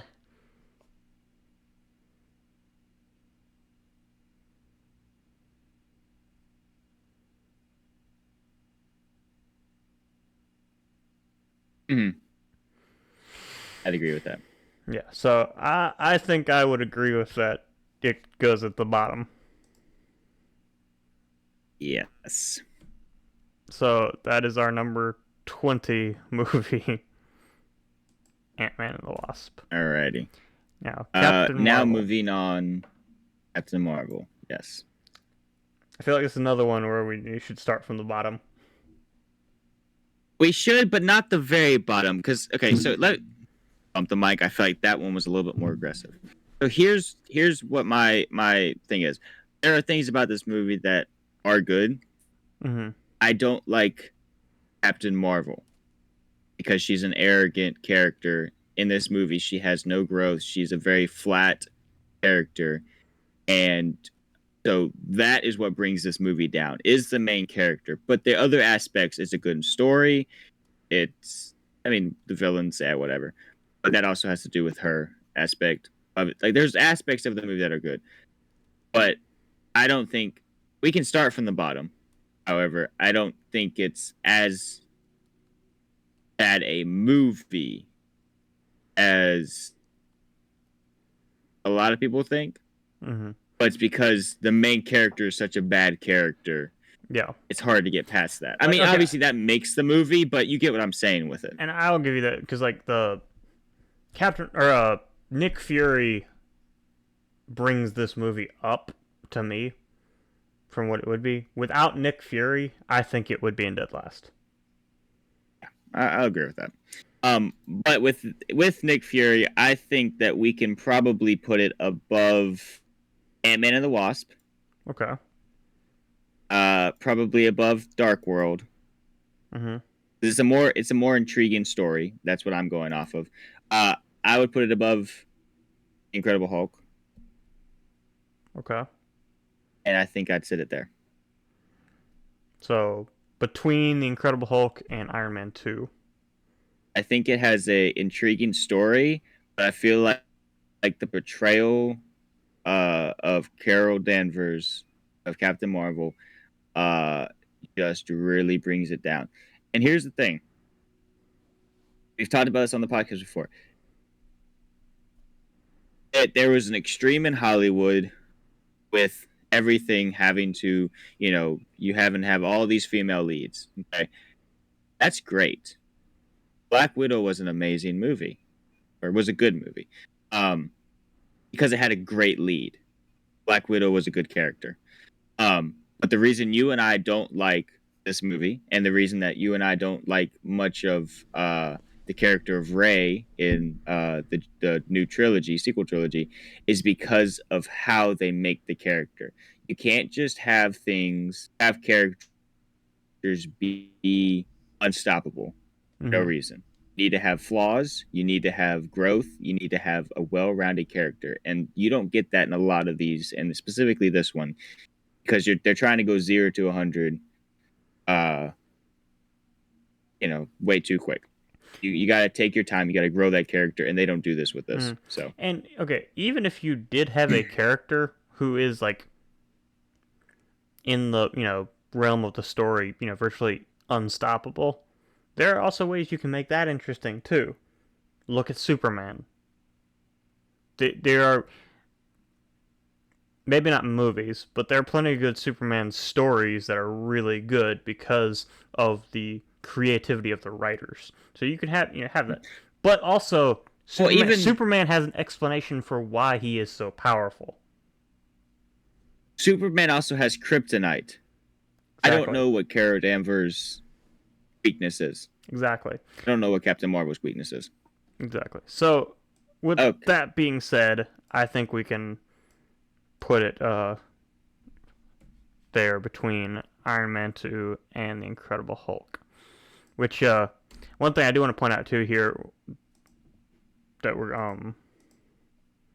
as we just talked about it, we are not actually going to be talking about the Marvels on the podcast, because I frankly don't care.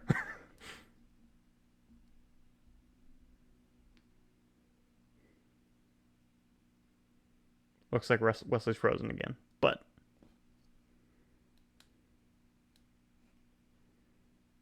yeah, I don't have any interest to go see that or talk about it. I've lost, and it's not specifically just about the Marvels. I've lost care in Marvel as a whole. Yeah, I mean, okay, and we'll get to that.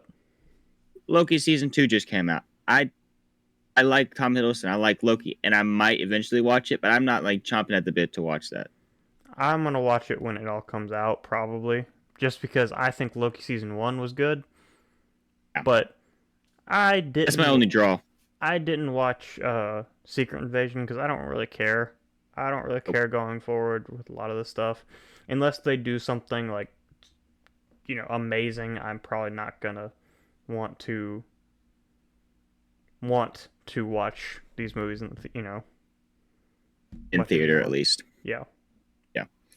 All right, so moving on. Next up, we have, where are we at? Avengers Endgame. April 26th, 2019. Wow, 4 years ago. Yep, 4 years ago. So, okay. Endgame, while it's not an older movie, it still plays a lot to nostalgia. Mm. And this, so okay, in-game was the perfect culmination and ending, finale for the Infinity Saga. But Mm-hmm. it's also here. Well, I would argue that like Captain Marvel maybe too, and Ant-Man and the Wasp maybe, but in-game is kind of where the fall of the MCU started. Well, it's because it's kind of like, where do you go Mm-hmm. after So this? yeah, it was so big, so grand. It just kind of everything else just feels, like underwhelming. And again, this is also where they kind of started setting this trend of um everything has to rely on nostalgia. Mm-hmm. So here's my thought for it all. I was excited about Marvel, obviously going into Endgame, Mm-hmm. and going into Spider-Man: Far From Home, which I think is a really good movie. The reason Black Widow fell a little bit lackluster is because of COVID and the shutdowns, and Yep. it had a gap there. This Mm-hmm. came out in 2021, whereas it probably should have come out in 2020. I think its original release date was in 2020, Yep. and it would have felt more organic to move over. I think that's a lot to do with why the downfall of Marvel, because there was a push to get all this content out that they had missed for a year, basically.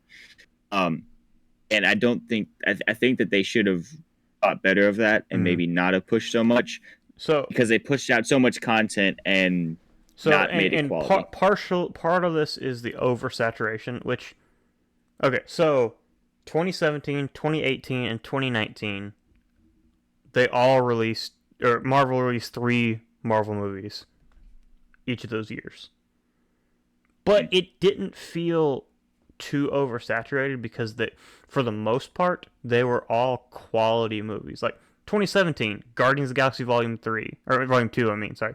Guardians of the Galaxy Volume 2, Spider-Man Homecoming, Thor Ragnarok, all really solid movies. Maybe not Guardians 2, but still, I think Guardians 2 is a good movie. Yeah, 2018, we get Black Panther, Infinity War, Ant-Man and the Wasp falls off. But those, like, two of those are solid movies in game. I mean, in 2019, we get Captain Marvel, which falls off, but then we get In Game and Far From Home, two again solid movies.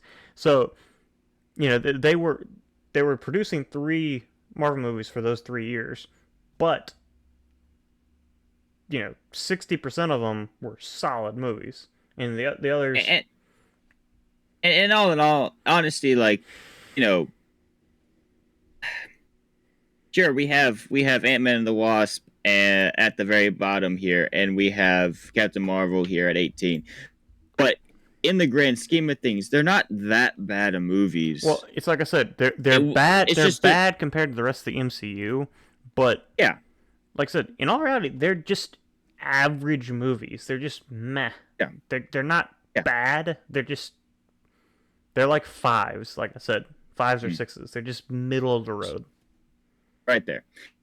Uh, so yeah, no, I 100% agree, and it's something that obviously we'll probably dive into a little bit more given time.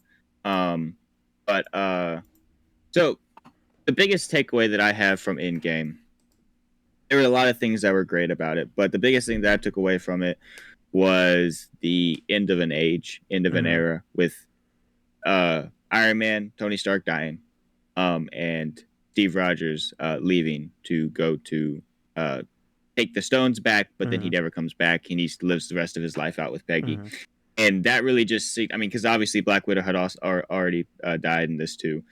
Um, Vision was dead, and he may not have been one of the original Avengers, but he had been there for a while.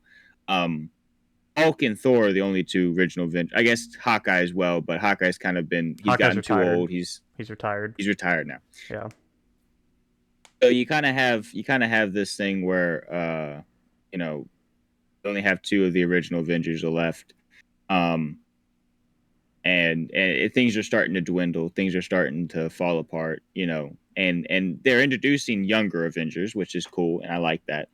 um but the original, the OG, they're dead, gone, or out of touch. Mhm. Yeah. So, in game, where are we going to rank this?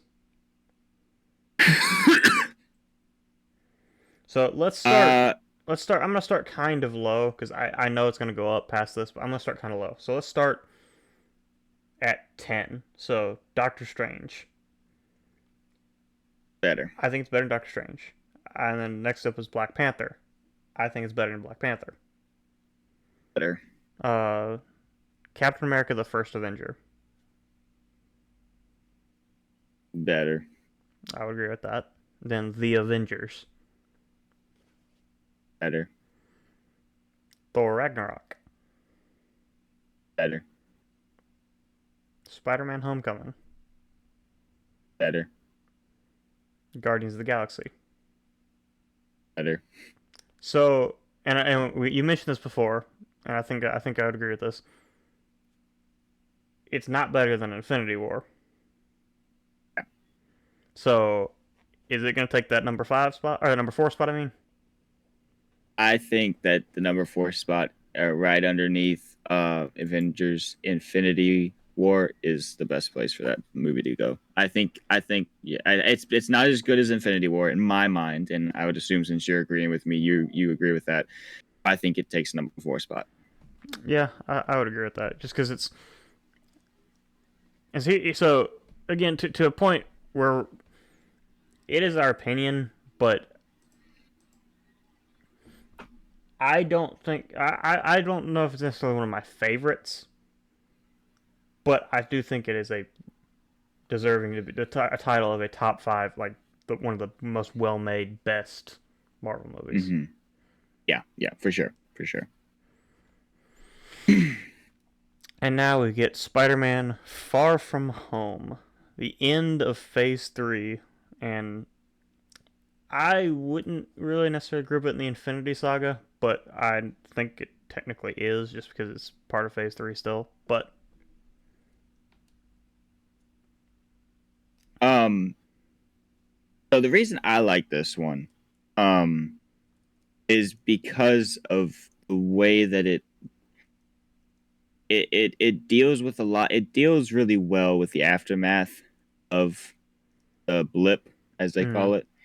Um, and I don't know, the character of Spider-Man in this is so good. I know a lot of people have a problem with, how Spider-Man really got his start with uh Iron Man in the MCU version, but it kind of makes sense that he wouldn't get to where he's at without Iron Man. Like, he was Spider-Man before, he wouldn't have gotten as far without Iron Man. And it makes sense that Iron Man would reach out to him.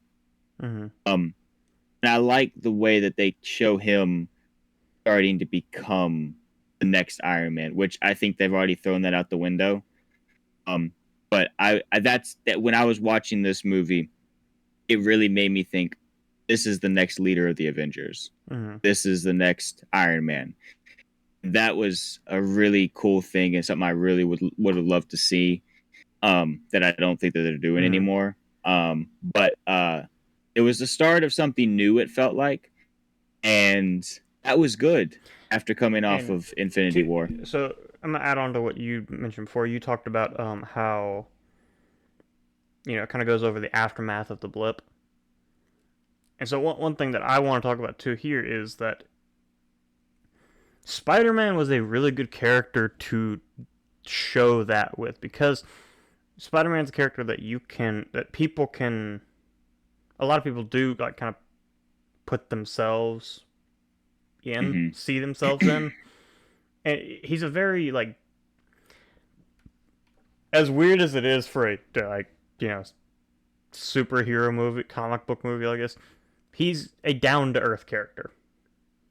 Yeah, very much so. Everyone went to high school. Everyone can relate to, this character. Hmm. So,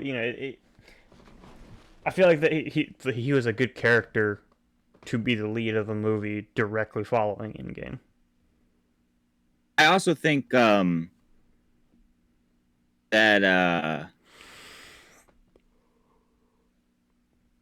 Quentin Beck is the name that's coming to mind, but help me Mysterio. with the name of Mysterio. That's Quentin Beck is his name. Yeah. Okay, I thought that was. I just couldn't remember.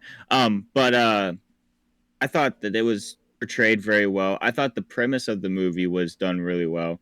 Um, Obviously, we get to flesh out more of Peter's character. We flesh out more of his relationship with MJ and Ned more too. And I like all those aspects of it. You said that you thought that Spider-Man Homecoming was one of the best written Spider-Man movies, which I'm not going to disagree with that. But I think personally, I like this one better than I liked Homecoming. Just for different little things here and there. Um, Adrian Toomes was an amazing character, and I love Michael Keaton.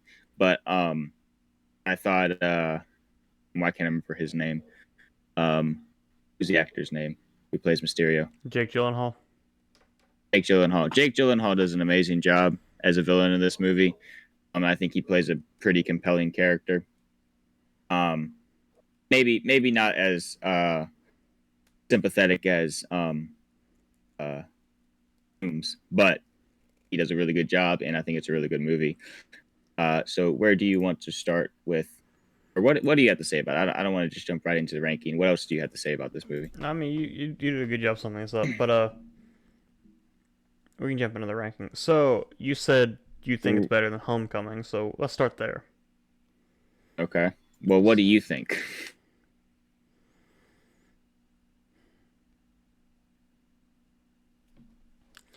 Um,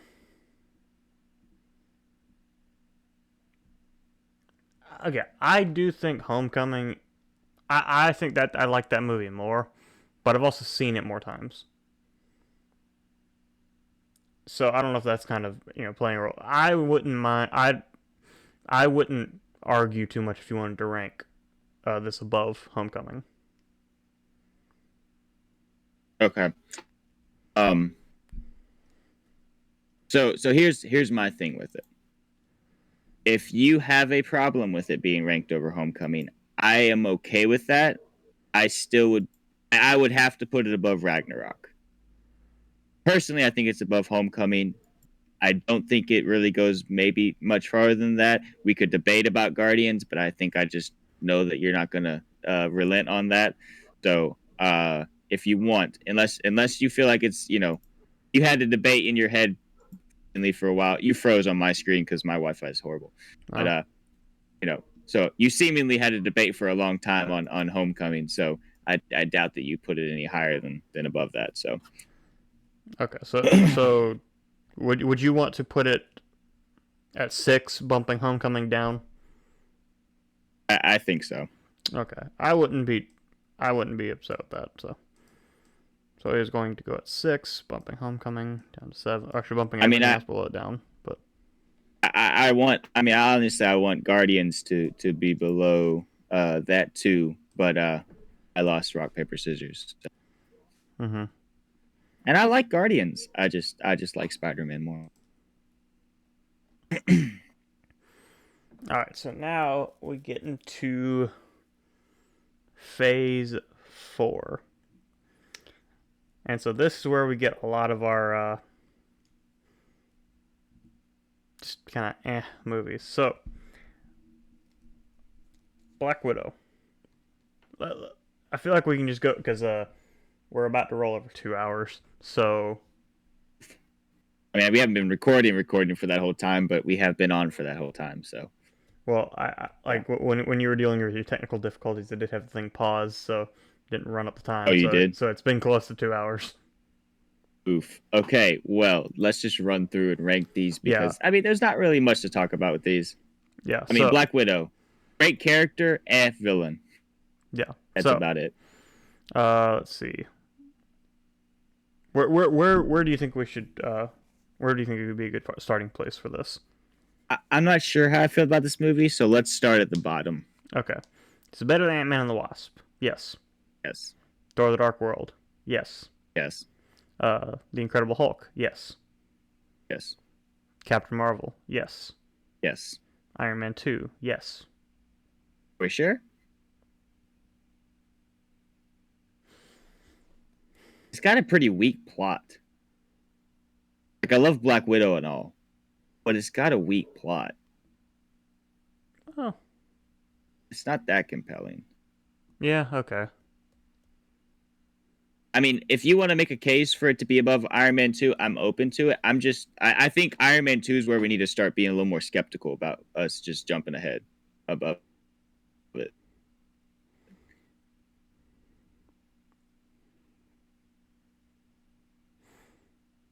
Yeah, okay. I think that would be fine. So you think between Captain Marvel and Iron Man 2. I think so. At 20 there. I mean, it's not really that bad a movie. I just feel like the other ones are better. I mean, there are definitely aspects about the movie that I like, but Yeah. there's a Okay. lot to it that just suffers from. I think that works. So that'll go at the 20 spot. Now we've got Shang-Chi and the Legend of the Ten Rings. So I had fun watching this movie, but I do think it's a forgettable movie. It's a forgettable movie, but it's a good one if you decide to sit down and watch it. I think it suffered from the pandemic and everything. Um, that's the biggest knock on this movie. I think the casting was really good in it. The action was really good in it. The plot was pretty good too. Mm-hmm. So if we take all that into consideration, I think it can make its way up past a lot of these. But I don't know if the lacklusterness of it Mm-hmm. is going to put it lower. So what I'm thinking, I think it jumps above Ant-Man and the Wasp, Thor: The Dark World, Incredible Hulk, Captain Marvel, and I think it jumps above Black Widow. But I think that's where it's gonna stay. Yeah, I think because of the fact that Iron Man 2 has more nostalgia, despite okay, so here's the thing. I think Shang-Chi was a great movie. I think it was funny. It had the good story beats. It suffered from Marvel's forward trajectory. I Yeah. think it's still a good movie, but in this ranking, when we are going to be playing to some nostalgia, I don't think Mm-hmm. we can rank it above that. Okay. And he's like, I would rewatch this movie, but Yeah, I don't think it's as good as a lot of the ones that are above it. yeah. So that's gonna it that. should it shouldn't be it shouldn't be in the top five worst, but it's not anywhere close to the top five best. It's the middle Mm-hmm. of the pack, lower half of the movie Yeah. stuff. So right now Black Widow's in the bottom five, but I think it's about to get better because I don't think Eternal. So our next movie is Eternals. I don't think that one's gonna pass Black Widow. So Eternals suffered from Everything. too. Okay, it suffered from introducing too many characters at once, not developing them well, and kind of a lackluster plot. That movie sucked. That is my dead last. Hands down, not a competition. I don't even want to debate this, David. I will come meet you tonight. It is a Yeah. horrible movie. Okay.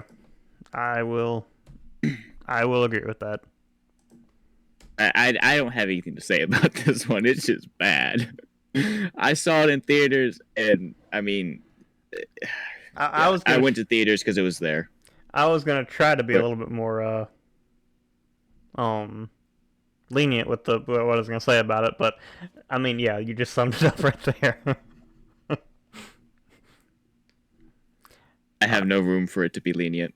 All right. Spider-Man: No Way Home. So Horrible plot, but hits a lot of nostalgia. horrible plot hits a lot of nostalgia. Yeah. So I think we can jump above these ones at the bottom. So, uh, what is it? Is it better than Iron Man 2? Would I watch it over Iron Man 2? Yes. Okay. Is it better than Thor? Would I watch it before Thor? Yes. Iron Man 3? I would watch it before Iron Man 3. Yeah. Age of Ultron? Yeah, I would watch it before Age of Ultron. Iron Man? You can stop me whenever you feel like, but I would watch it before Iron Man. Ant-Man? I'd watch it before Ant Man. Okay, now we're getting the ones that I feel like are better movies. I think you could make an argument for it being better than Guardians of the Galaxy, but I don't think it's better than Doctor Strange. I would put it below Doctor Strange. Above Guardians of the Galaxy Volume 2, but below Doctor Strange? Yes, strictly based off of the nostalgia that the movie brings, because that is the whole point of the movie. It's not a great plot, but it's a good movie to watch because of nostalgia, and I think that puts it over Guardians 2, because Guardians 2 just kind of has somewhat of a lackluster plot. Yeah. It's a good movie, but it's not as good as a lot of the other ones. Yeah. I think I would put personally. I think would put Guardians 2 above it, but we already I mean, you already gave me Guardians 1, so I'll give you this. It has very little consequence to the list. Honestly, both of them. Oh, not both of them do, because Guardians is still in the top 5. So that one is technically still. I'm okay with it being in the top 5. Honestly, I do like Guardians, but anyways.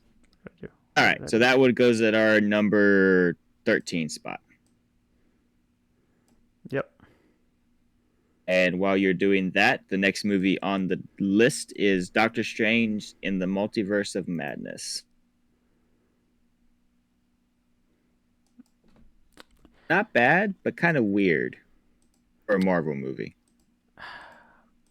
Okay. Again,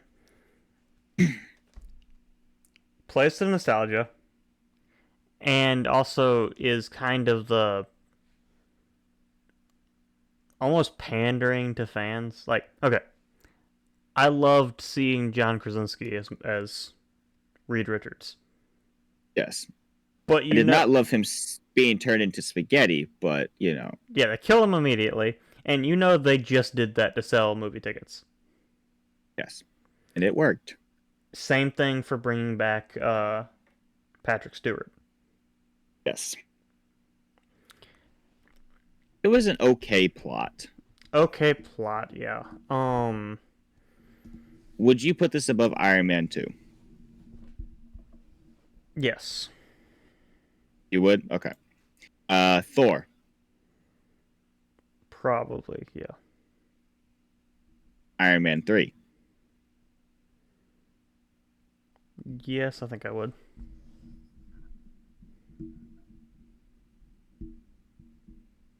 All right, you cut out. Again, Wi-Fi. You said yes. I heard yeah. Yee. Yes, I would. Okay, I didn't know if you went yee. No. So, anyways, Age of Ultron. Yeah. Ant-Man, or not Ant-Man, Iron Man.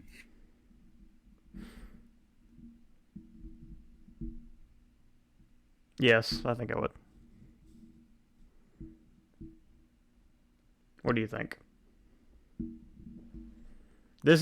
We're getting into the area where I think it's gonna sit, but I don't. All right. I don't know where exactly to put it in here. But what do you think? Hold on. You cut out after you said yes. You said what after that? I said I think we're getting to the area where this movie is going to sit. It's gonna sit somewhere in here. But I Yeah. don't know where. I don't know where exactly. So, what do you think about with it versus Iron Man? Okay. Yeah. So it's over Age of Ultron. I think it's a matter of I think let's put it below Iron Man. So below Iron Man, above Age of Ultron. I think that might not be a bad place for it to sit. It's an inconsequential place for it to sit. Just kind of middle of the pack, yeah. Yeah, yeah. All right, so. Ugh. So now we've got Thor: Love and Thunder. Now, before we rank in, I know we're kind of pressed for time, so don't really need to be talking too much about these, but I had high hopes for this movie, and it so Taika Waititi back as the director. It's a comedy. It's another comedic Thor movie. It has Christian Bale as the villain. Amazing villain. Hmm. Really good soundtrack. But it still managed to just be an movie. I don't know if you would agree with this, but that first scene, in watching that first scene, I knew what kind of movie I was getting myself into, and I was not happy at that point in time. I was like, this movie is not going to take itself seriously. It's going to suffer from it. Because here's the thing: in all honesty, I feel like um, Ragnarok had certain moments that it did not take seriously enough, and I didn't like it. Mm. But I passed over it because the movie was overall good. The movie leaned way too hard in it. Couldn't have a serious moment to save its life. It should have been a gore movie, Mm. more about gore. You've made that comment before, and I 100% agree with that. And yeah, this movie high expectations going into it, and it came off, and it suffers worse in my mind because of the high expectations that I had for it. Mm. Yeah, it was a. It could have been an amazing movie, because like I said, Taika Waititi was, he directed Ragnarok, so he's directed good movies in the MCU before. A good Thor movie. It had the comic relief elements, had an amazing soundtrack, had arguably one of the best villains in the MCU, but it still managed to flop. And so that in my mind brings it down quite a lot because it had so much going for it, Yes. but it still managed to fail. Uh,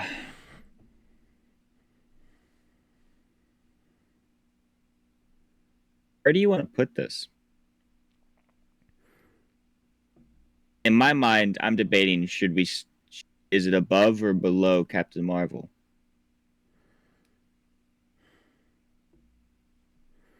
I would put it above Captain Marvel, but below Black Widow. I'm good with that seating for Because it. like I said,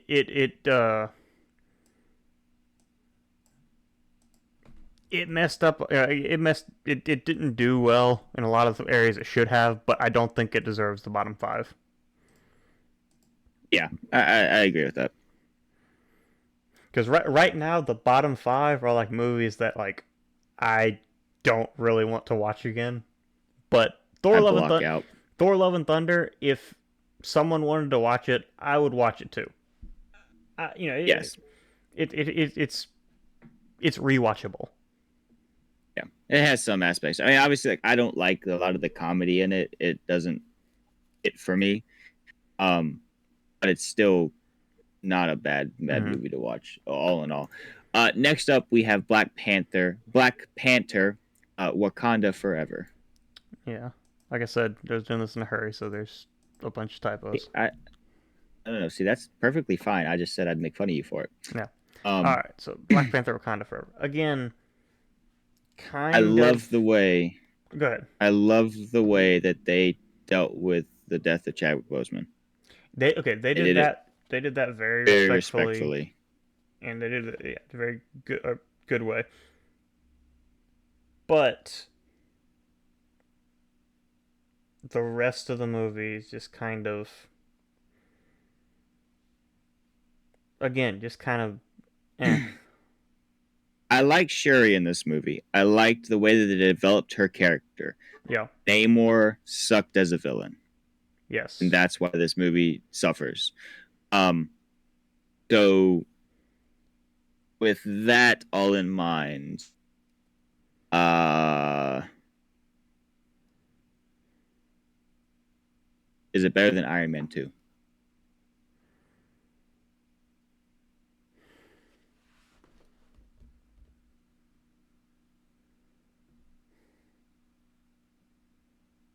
I don't know. What do you think on that?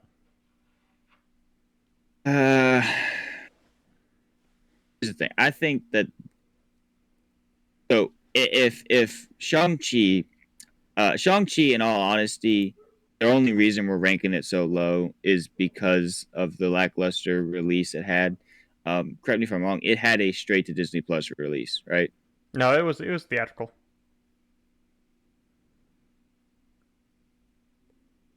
It was theatrical, but I think it was one of those ones where Oh, it came out. it was theatrical, but it was one of those ones that came out in theaters and on Disney Plus at the same time. Okay, so no one would care to go see it in theaters. I think that's why that's ranked so low.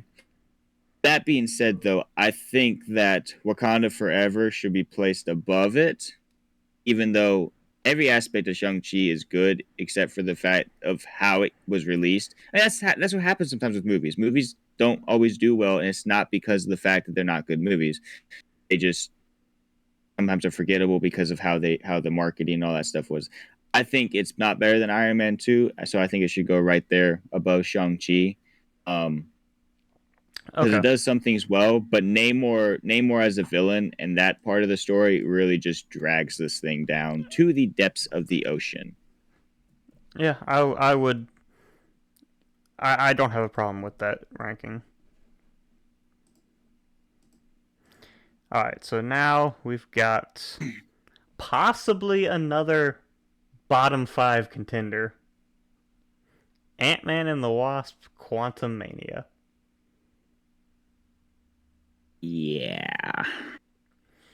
So let's just start from the bottom. Is it better than Eternals? Yeah. Is it better than Ant-Man and the Wasp? Think so.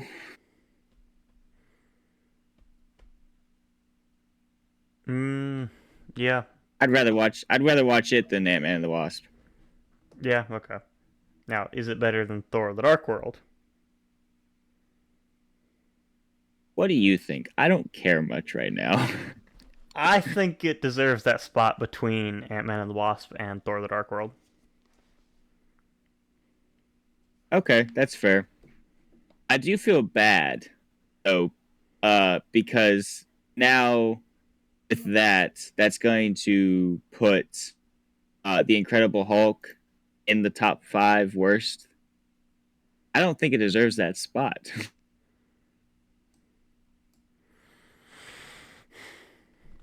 Do you think we made a mistake and we should switch Captain Marvel and the Incredible Hulk? I think so. I don't want to see Incredible Hulk in the top five worst. I think it's better than that. If nothing else, there's some nostalgia to it. Okay. Yeah, I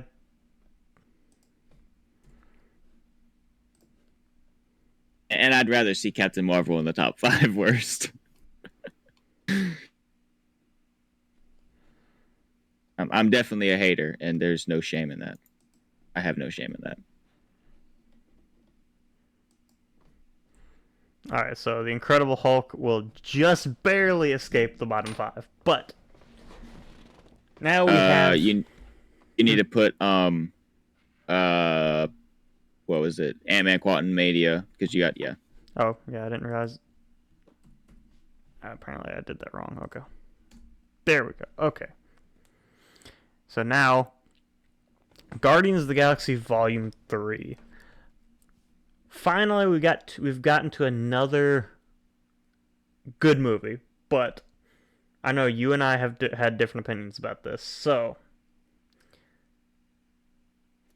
I think it was a good movie, but I don't think it was good enough for what Marvel should be doing or what Marvel needed to be doing. It was the best one. or what they even can do. Yes. So, this being said, though, I think with ranking this, because there are a lot of aspects about this movie that I do like, there are a lot of things about it that I didn't care for. But I think we need to start with our rankings with Guardians Volume 2. Mm-hmm. So it's better than Volume 2. I'll agree with that. I think it's better than No Way Home.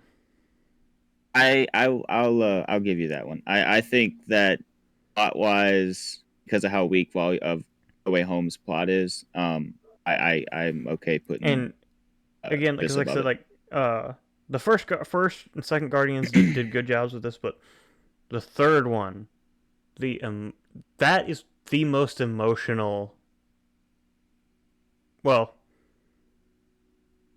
okay, Endgame might be more emotional, but that is one of the most emotional Marvel movies. Hmm. So I'm okay. So we're putting it over No Way Home. Yeah. Now let's figure out if Doctor Strange. Okay, here's the thing. The next three movies, I think, is where it stops. Okay. Which one do you think personally that it stops with? Okay. Doctor Strange, Black Panther, or the first Avenger? I think it is better than Doctor Strange, is better than Black Panther, but it stops just shy of the top 10 and is worse than Captain America: The First Avenger. Hold up, sorry, you cut out again. I, I said I I said heard Doctor I said it's heard that Doctor 11 Strange spot. is worse. Okay, that 11 spot. Yeah. So you think it's better than Doctor Strange and Black Panther? Okay. Yes. Personally, I would probably just put it above No Way Home, but there's a reason that I put it up to you. I don't care. So I'm fine with it sitting at that number 11 spot. Mhm. What? All No, right. but what I heard when you were talking, when it came back, I heard Doctor Strange is worse than the first Avenger because it crams everything into a real quick time and like cuts things up. So that's what I heard, and I was like, well, yeah, we already know that. We already have that on the thing. All right, David. So after what 2 hours or more of recording, we Yeah, have a list. like I said, you don't want to know. I'm just gonna throw that timer out the window here. All right. Well, after a long time of recording, David, tell us what our final rankings for Down the Rabbit Trail's official MCU list All right. is. So I'm going to start from the bottom. Oof. So number 32, Eternals. Yeah. Oh, 31, Ant-Man and the Wasp. 30, Ant-Man and the Wasp: Quantumania. 29, Thor: The Dark World. 28, Captain Marvel. 27, The Incredible Hulk. 26, Thor: Love and Thunder. 25, Black Widow. 24, Shang-Chi and the Legend of the Ten Rings. 23, Black Panther: Wakanda Forever. 22, Iron Man 2. 21, Thor. 20, Iron Man 3.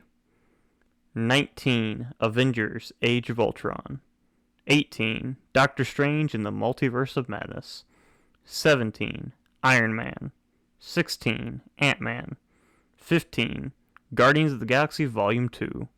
14, Spider-Man: No Way Home. 13, Doctor Strange. 12, Black Panther. 11, Guardians of the Galaxy Volume 3. 10, Captain America: The First Avenger. 9, The Avengers. 8, Thor: Ragnarok. 7, Spider-Man: Homecoming. 6, Spider-Man: Far From Home. 5, Guardians of the Galaxy. 4, Avengers: Endgame. 3, Avengers: Infinity War. 2, Captain America: The Winter Soldier. And drumroll please, number 1, Captain America: Civil War. Thank you. I'll be here all night. I'm pretty happy with that list. I like how that the only thing I have a problem with, and it's a very small problem because I do like Guardians, is you beat me out on the Spider-Man ranking. So your top 5 would be Civil War, Winter Soldier, Infinity War, Endgame, and Far From Home.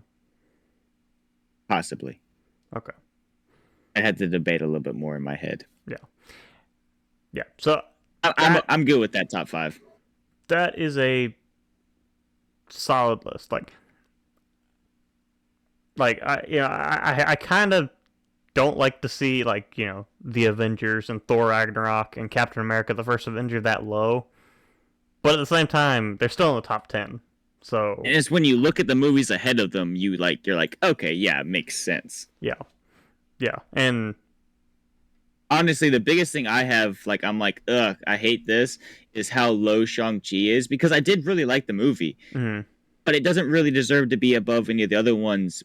As long as we are agreeing that nostalgia does play an aspect into how we yeah, see these movies. yeah. Well, I mean, So and that's why No Way Home got so high is because of the yeah, nostalgia. So strictly nostalgia. It had a horrible plot. same thing with Endgame. Made no sense. Same thing with Yeah, Endgame. Like I don't think Endgame would have gotten that high if it wasn't for the nostalgia. yeah. I Not mean, saying not saying it's a bad movie. Endgame is a very well written movie, very good movie, but the nostalgia pushes it even further. pushes up higher. Yeah, I 100% agree with that. Yeah. But yeah. So that was a long segment. Yeah. So, uh, I do have Trailcast trivia. How many questions we got? 15. All right. So, what time is it? It's almost 8 o'clock. We started at 5 o'clock. We had like 20 minutes of problems. Okay. I think we can go through this pretty quickly. Let's just do a speed run real quick. Let's do a speed round. Okay. Okay. So, you have you do have the questions there. Okay. So, we just talked about this. So, you should know this. All right. Trailcast trivia. Leslie. Railcast trivia. Thank you. Sarah did not interrupt me this time. All right. So, question number 1. How many MCU films have there been so far? Is it A, 25, B, 30, C, 32, or D, 35? So, like always, if you want to play along, pause it. I will take a brief, ever so brief moment of silence before each question because we are trying to do this quicker than normal. So, with that being said, there have been 32 MCU movies. That is Date. correct. Question number 2. In Captain America Civil War, the best Marvel movie, who isn't on Iron Man's team? Is it A, Vision, B, Black Panther, C, Hawkeye, or D, Black Widow?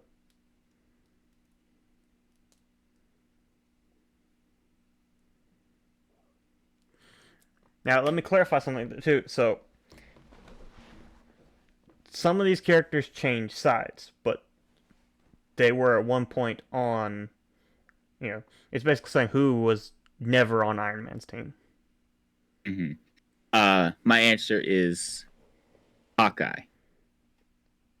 That is correct. It is C, Hawkeye. You are 2-0. Now, question number 3. 50%. 50%, baby. Question number 3. In Thor Ragnarok, who cameoed as an Asgardian actor portraying Thor in Loki's play? Is it A, Luke Hemsworth, B, Bradley Cooper, C, Matt Damon, or D, Sam Neill? Is there actually a Luke Hemsworth? Okay, I'll go ahead and answer the question because I've never heard of Luke Hemsworth, but Matt Damon is the one who plays Loki in the scene. Well, it's the question about who's portraying Thor. Hey, who cameos as an Asgardian actor? Portraying Thor in Loki's play. Okay. So it's the actor who's playing Thor. Yeah. Crap, who's playing Thor? Matt Damon's playing Loki. Who's Sam Neill? If I know, it's an actor I should know, right? I don't think it's Bradley Cooper. I know what Bradley Cooper looks like. I don't know who in the world Luke Hemsworth is. You got me stumped on this one. So I'm gonna go with Sam Neill because I don't know who that is, and I don't know. Maybe there's another Hemsworth brother, but I don't keep up with them. Is that your final answer? It's my final answer. That is incorrect. So the correct answer was A. Luke Hemsworth, who is the third Hemsworth brother. Talk about the lesser known Hemsworth brother. Yeah. So Sam Neill played Odin in the play. Sam Neill is also played Dr. Grant in Jurassic Park. Okay. Yeah. Okay. Cool. So, There's three of them, but I'm okay taking the L on that one. question number 4. How many years was Steve Rogers trapped under the ice? Was it A, 62, B, 66, C, 69, or D, 73? All right, David. We're gonna do something dangerous here. We're gonna do math. Oh gosh. So, assuming that he went under in 1945, that would mean that it would be 5 years to 5 years, 50 years to 1995. 5 more years, 2000, which would put it at 55 years. And then I'm assuming that because I think the timeline skews off later down the road. I think Avengers is supposed to take place in 2012, which he wakes up sometime similar to that. So if that's 55 years in 2000, adding 12 years would make it 67. So what are my options? Because I know 67 is not one of them. So I have 66, which is the closest. So I am going to go with 66 as my answer. I don't have an actual guess, just the best guessing I can do with simple, somewhat kind of math. That is correct. So, also, one thing I do want to point out too. So, this question was based off of when it came out, the Captain America: The First Avenger came out in 2011. So that's what this is based off of. That's why you Oh, got 66 to 67. But I think it is supposed to take place like within a couple of months, like no more than a couple of months before the first Avengers movie. okay. So it might be 67. I don't know, but Somewhere in there, though. That's yeah, fair. but I'm yeah, okay with that. but 66 was well. I mean, you still got it right, but 66 was where that was based off of. Anyway, I'm saying I'm okay with the logic of what your yeah, answer is. yeah. All right, so question number 5. What was Stan Lee's cameo in Ant-Man? Was he a janitor, B, a mail carrier, C, an ant, or D, a bartender? You gonna trick me on this one? Of course, he was an ant. If I'm remembering right, he was a bartender when Luis was telling his story. He was like cleaning a cup or something. At first, when you asked this, I was like, I have no idea, but I think I remember that scene. So that's my answer. He's a bartender. That is correct. Stan Lee was a bartender in Ant-Man. So you are 4-1. Question number 6. What planet does Peter Quill retrieve the orb containing the Power Stone?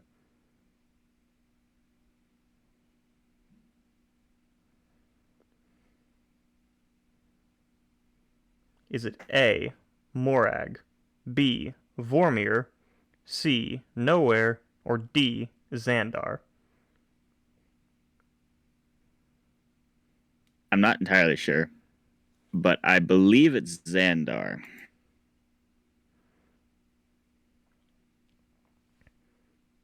Xandar? Yes, final answer. That is incorrect. It is A, Morag. Okay, I'm okay taking an L on that one. Xandar I is the couldn't home. remember. Xandar is the home world of the Nova Corps. Of course, you know where I Nowhere thought is. maybe I thought that might have been what it was, but I couldn't remember. Yeah, like I said, of course you know where Nowhere is, and Vormir is the the planet they go to get the Soul Stone. Okay. Yeah. Cool. Question number 7. Who played Malekith in Thor: The Dark World? Is it A. David Tennant, B. Matt Smith, C. Christopher Eccleston, or D. Peter Capaldi? You're putting all the doctors in on this one, but I know who played him. It's Christopher Eccleston. That is correct. That is my canon way of pronouncing his name. Nobody can tell me otherwise. Yeah. Christopher Eccleston played. See, I was hoping you would remember that it was one of the doctors, but that you wouldn't remember which one it was. I even mentioned it during the rankings. I said that there was a waste of Eccleston. Yeah, you did. Question. Yeah. So you are 5-2. Question number 8. What color is the Mind Stone? Is it A, red, B, orange, C, yellow, or D, blue?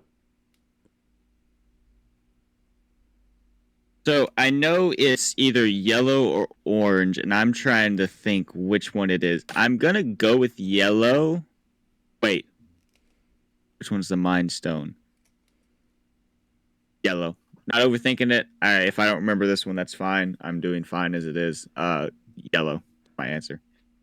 That is correct. It was C, yellow. The Mind Stone is yellow. The Reality Stone's red. The Soul Stone is orange. And the Space Stone is blue. Okay. I was getting a little thrown off because I remembered Loki's scepter, and I was like, wait a minute. What does that have to do with the Tesseract?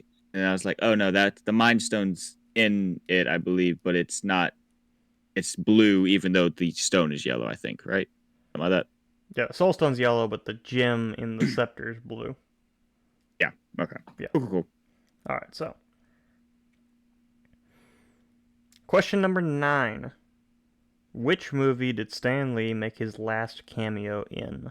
Was it A, Infinity War, B, Endgame, C, Spider-Man Far From Home, or D, Ant-Man and the Wasp?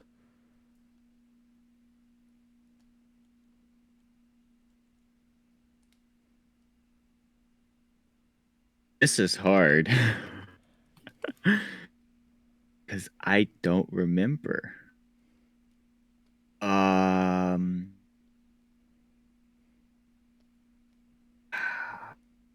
So many cameos. I don't think he has one in Far From Home or Endgame. I don't remember Ant-Man and the Wasp well enough. So I'm going to go with Infinity War because I don't remember. I just don't know. I'm going to go with Infinity War. Final answer.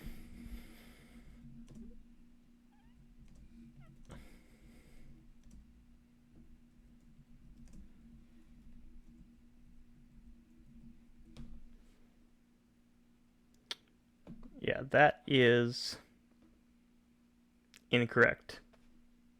Which one is it? Endgame. I didn't remember one in I didn't remember if it was an Endgame or not. So, but do you remember when Steve and Tony go back in time to the Shield base? And there's the sports car that drives past them, and Stanley's driving it. It's been a while since I've seen the movie. Okay, but yeah, he's in that sequence. Okay. Yeah, I knew he was in one of the last Avengers movies there. I just couldn't remember which one. So, what am I at right now? You've only missed 2, so you are 7-2. 3, right? Oh no, you just missed one, so you're 7. Or you're 6-3. Yeah. No. I missed 3. I missed 6, and I missed 9. Yeah. So I'm. So you're 6-3. 6-3. Yeah. I thought you said something different. Sorry. Yeah. Okay, you're 6-3. Yeah. Alright, so question number 10. What does the acronym JARVIS stand for? Is it A, just an advanced robotic virtual interface system? B, just a really very intelligent system? C, joint artificial resource and various integrated services? Or D, Jarvis, the autonomous robot for virtual integration and support? I'm strictly going off the fact that those all sound stupid. And I'm gonna go with C. And that's not because I know it's the answer. It's because it's the only one that doesn't sound like you made it up. Uh, Although Tony Stark has a sense of humor, so I don't know what it is, but that one looks more right. So That is incorrect. It is B, just a really very intelligent system. That's interesting. I was going to say Tony Stark has a sense of humor to him, so I wouldn't have been surprised. But they did all sound like you made them up. So No, they do. They do. Yeah. So you are 6 and 4. All right. Question 11. What is Pepper Potts allergic to? Is it A, dairy, B, peanuts, C, soy, or D, strawberries? poof, these are deep cuts, like deeper than I don't know.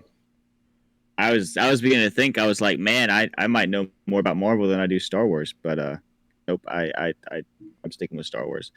I have no idea. I'm gonna go with strawberries. Well, you stumbled into success, my friend. That's what it is. I thought I remembered there's something in one of the movies that they mentioned it, but I don't specifically remember. It's just a vague. Yeah, they mentioned it in passing, but also one thing that might yeah, you might not have thought about it overly too much, but one thing that might have helped you is that's the only one that's not a common allergy that I listed. Well, the thing is too is I didn't want to. I was like I don't want to do so. That's what I came to. Yeah. Lucky guess. All right. So you are 7-3 or 7-4. Yep. 7-4. All right. Question number 12. What is the name of Heimdall's sword? Is it A, Hofund, B, Bifrost, C, Gungnir, or D, Levatine?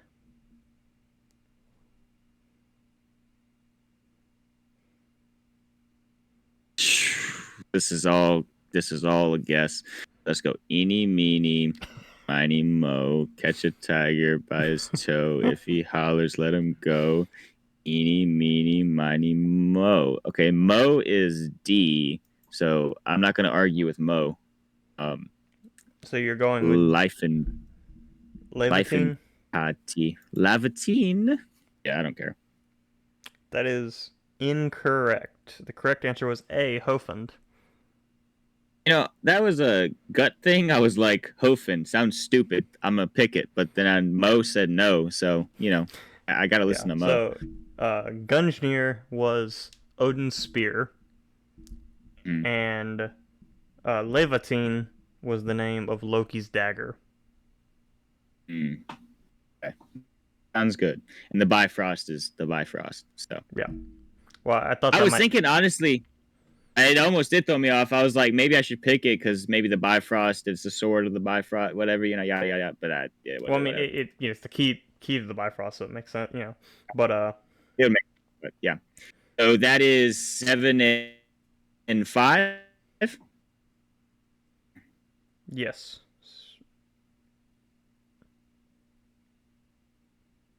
Yeah, 7 and 5. All right, so how many suits has Iron Man worn in the MCU? Not how many he's made. How many has he worn in the MCU? Is it A, 15, B, 19, C, 34, or D, 47?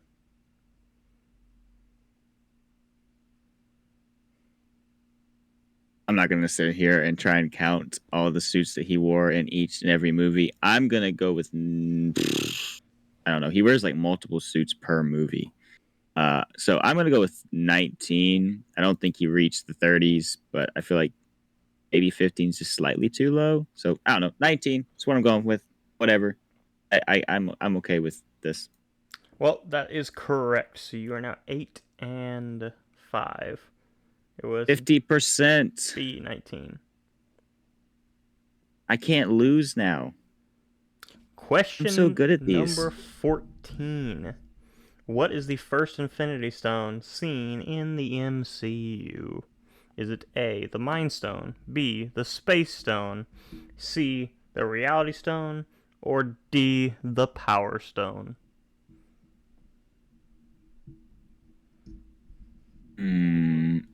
So I think it'd be the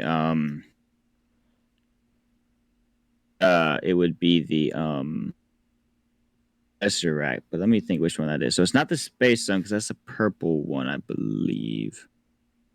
Mind Stone's not, the Reality Stone's not. So no, I think Power Stone is purple one. I think maybe it is the Space Stone.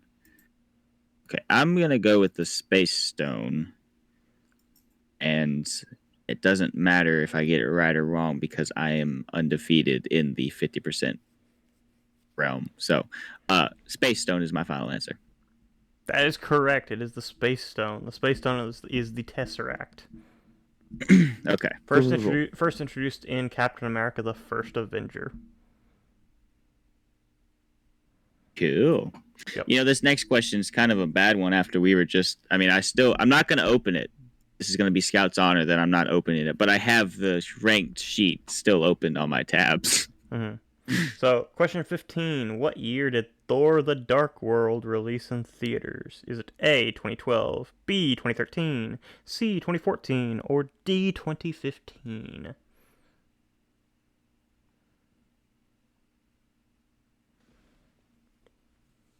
So I am going to go with 2014 because I believe that to be the answer. I do not have this thing pulled up. I have the tab open still, but it's close. It's not like on my screen, so I'm not cheating on there. This is my Scout's honor. If nothing else, my track record show I don't care as long as I get 50%, and I already have that. I'm gonna go with C. I believe it was 2014. Yeah, C 2014.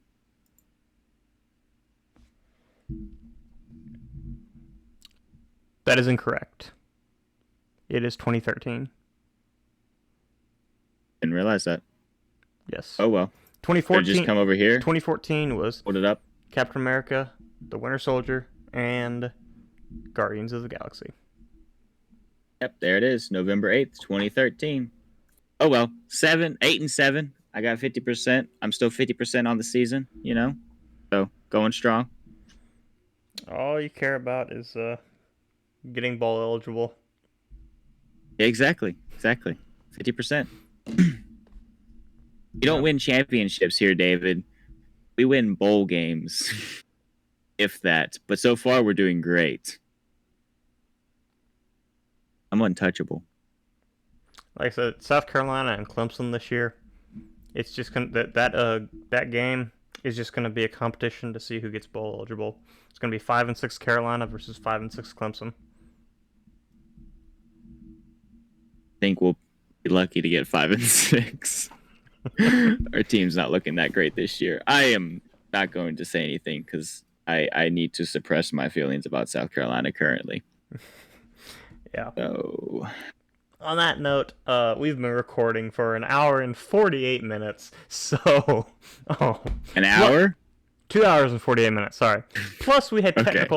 technical difficulties where I had the recording paused for. So we've really been doing this. Well, we've been doing this since 5 o'clock. It's almost 8:20 now. So,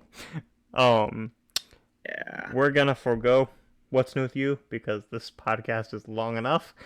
And yeah. So, Wesley, do you have anything else to say?